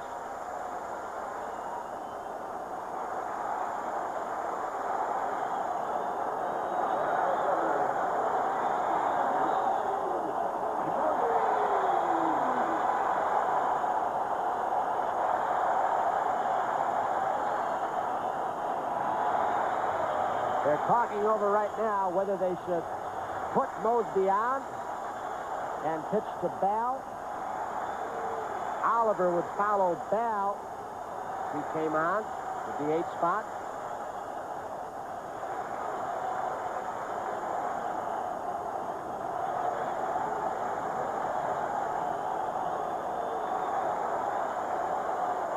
Some of you will see nightly news with Tom Brokaw immediately following the game. It depends upon what time zone you're in. A strike to Mosby, who had his first hit of the series in the 8th inning and scored what was then the go-ahead run. But Sheridan's pinch homer in the 9th tied it, and the disputed run in the 10th has given Quisenberry the slimmest of leads to work with.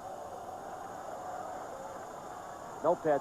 I could see how Ted Hendry or second base umpire, it is his call, but the ball was hit so hard, and he was trying to get out of the way in case there's a throw coming home if the ball does hit.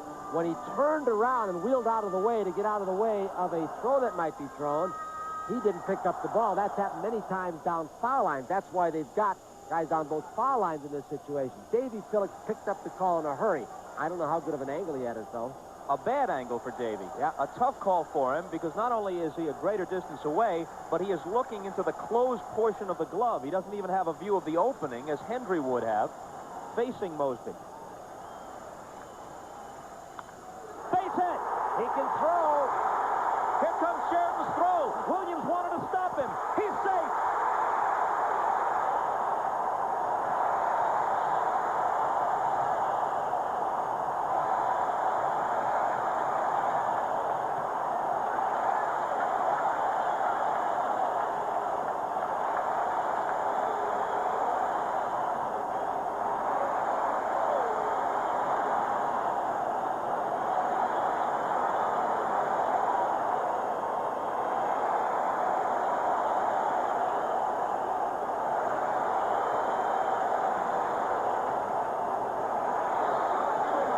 Mosby gets a low sinker. Sheridan charges the ball well on the slick turf. Makes a good throw. Jimmy Williams with Bell coming up. may have been holding the runner Fernandez. Look at the good jump he got off second base. Watch Williams. He puts up his hesitated. left arm, not both arms. No. Well, you couldn't see him there. I think he went down the line initially, thought he was going to hold him, and then he kept him coming. But he went way up the line. A good piece of coaching by Jimmy Williams. When you've got a base runner like Fernandez, who with a good jump like that, and he cuts the bag like he did, you'll send him. Bell's already run through a stop sign in this two-game series. Mosby comes through. They're throwing a lot in the field in right field, and the umpire, Davey Phillips, has asked for time in the PA announcement. Dick Hauser had a choice. First base is open. Walk. Mosby, even though he would put the leading run on, Tony Fernandez scores the tying run, and we've got a great ball game. It gets better and better. It gets away. Throw gets away. And now Mosby's in scoring position. Kansas City has not played a good first game, nor have they played a good second game.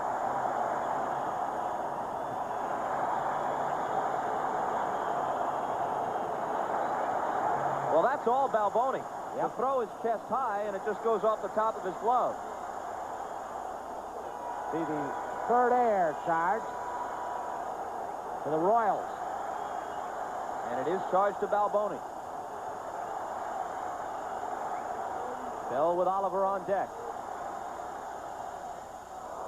Breaking ball swung on and missed. In April, George Bell won a game against Kansas City with a 10th inning homer off Dan Quisenberry. This guy's a good low ball hitter. He's already gotten a sacrifice fly in the 8th, deep to right center field.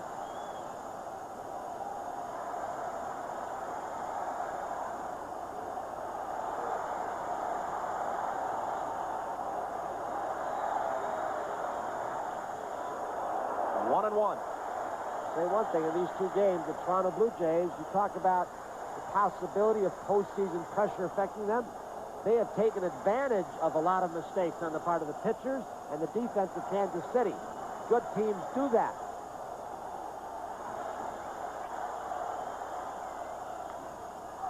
In the air to center. Wilson started back, now comes in and gets there.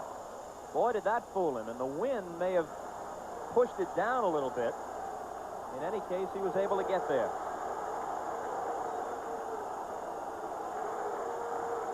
Al Oliver, Johnson started in the cleanup spot. Cliff Johnson, the designated hitter. He left for a pinch runner. Lewis Thornton in the 6th. Inning that a base hit by Barfield, 3-2, scored 2 runs to tie it at 3. Oliver DH'd in the 8th. He flied to center field. First base is open. Barfield, a right-hander, is scheduled next hitter. And that's all this conversation is about. Who do you want, Oliver or Barfield? Quisenberry is the ace. There's nobody in the bullpen. This game is his. Fernandez, who scored the tying run. Fernandez also has come up with 2 outstanding defensive plays during the ballgame. That may have shut Kansas City down a little bit early. Gonna pitch to him.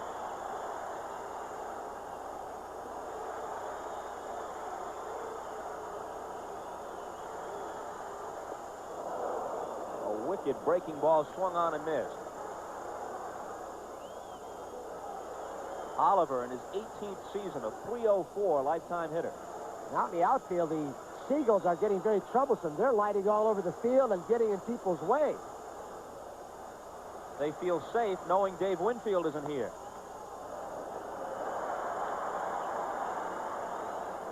It's their time of day to come home to roost.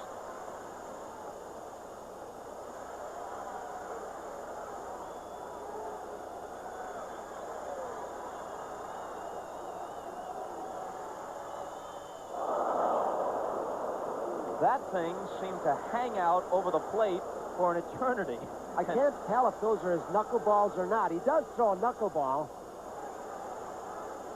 Oliver tried to wait on it and then almost screwed himself into the ground taking his cut. A 60-mile-per-hour change-up or knuckleball. The 1-2 pitch.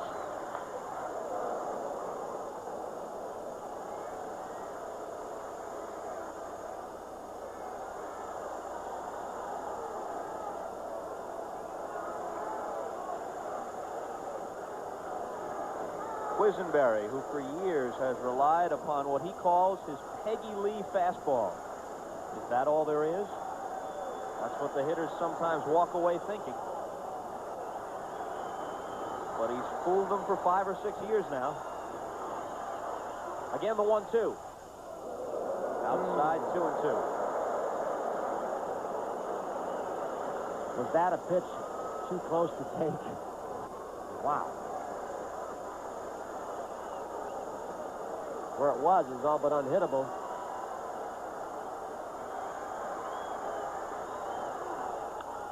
That might do it. The throw from Smith. The Blue Jays win it. Mosby scores. And they'll take a 2-0 lead to Kansas City on the Al Oliver base hit.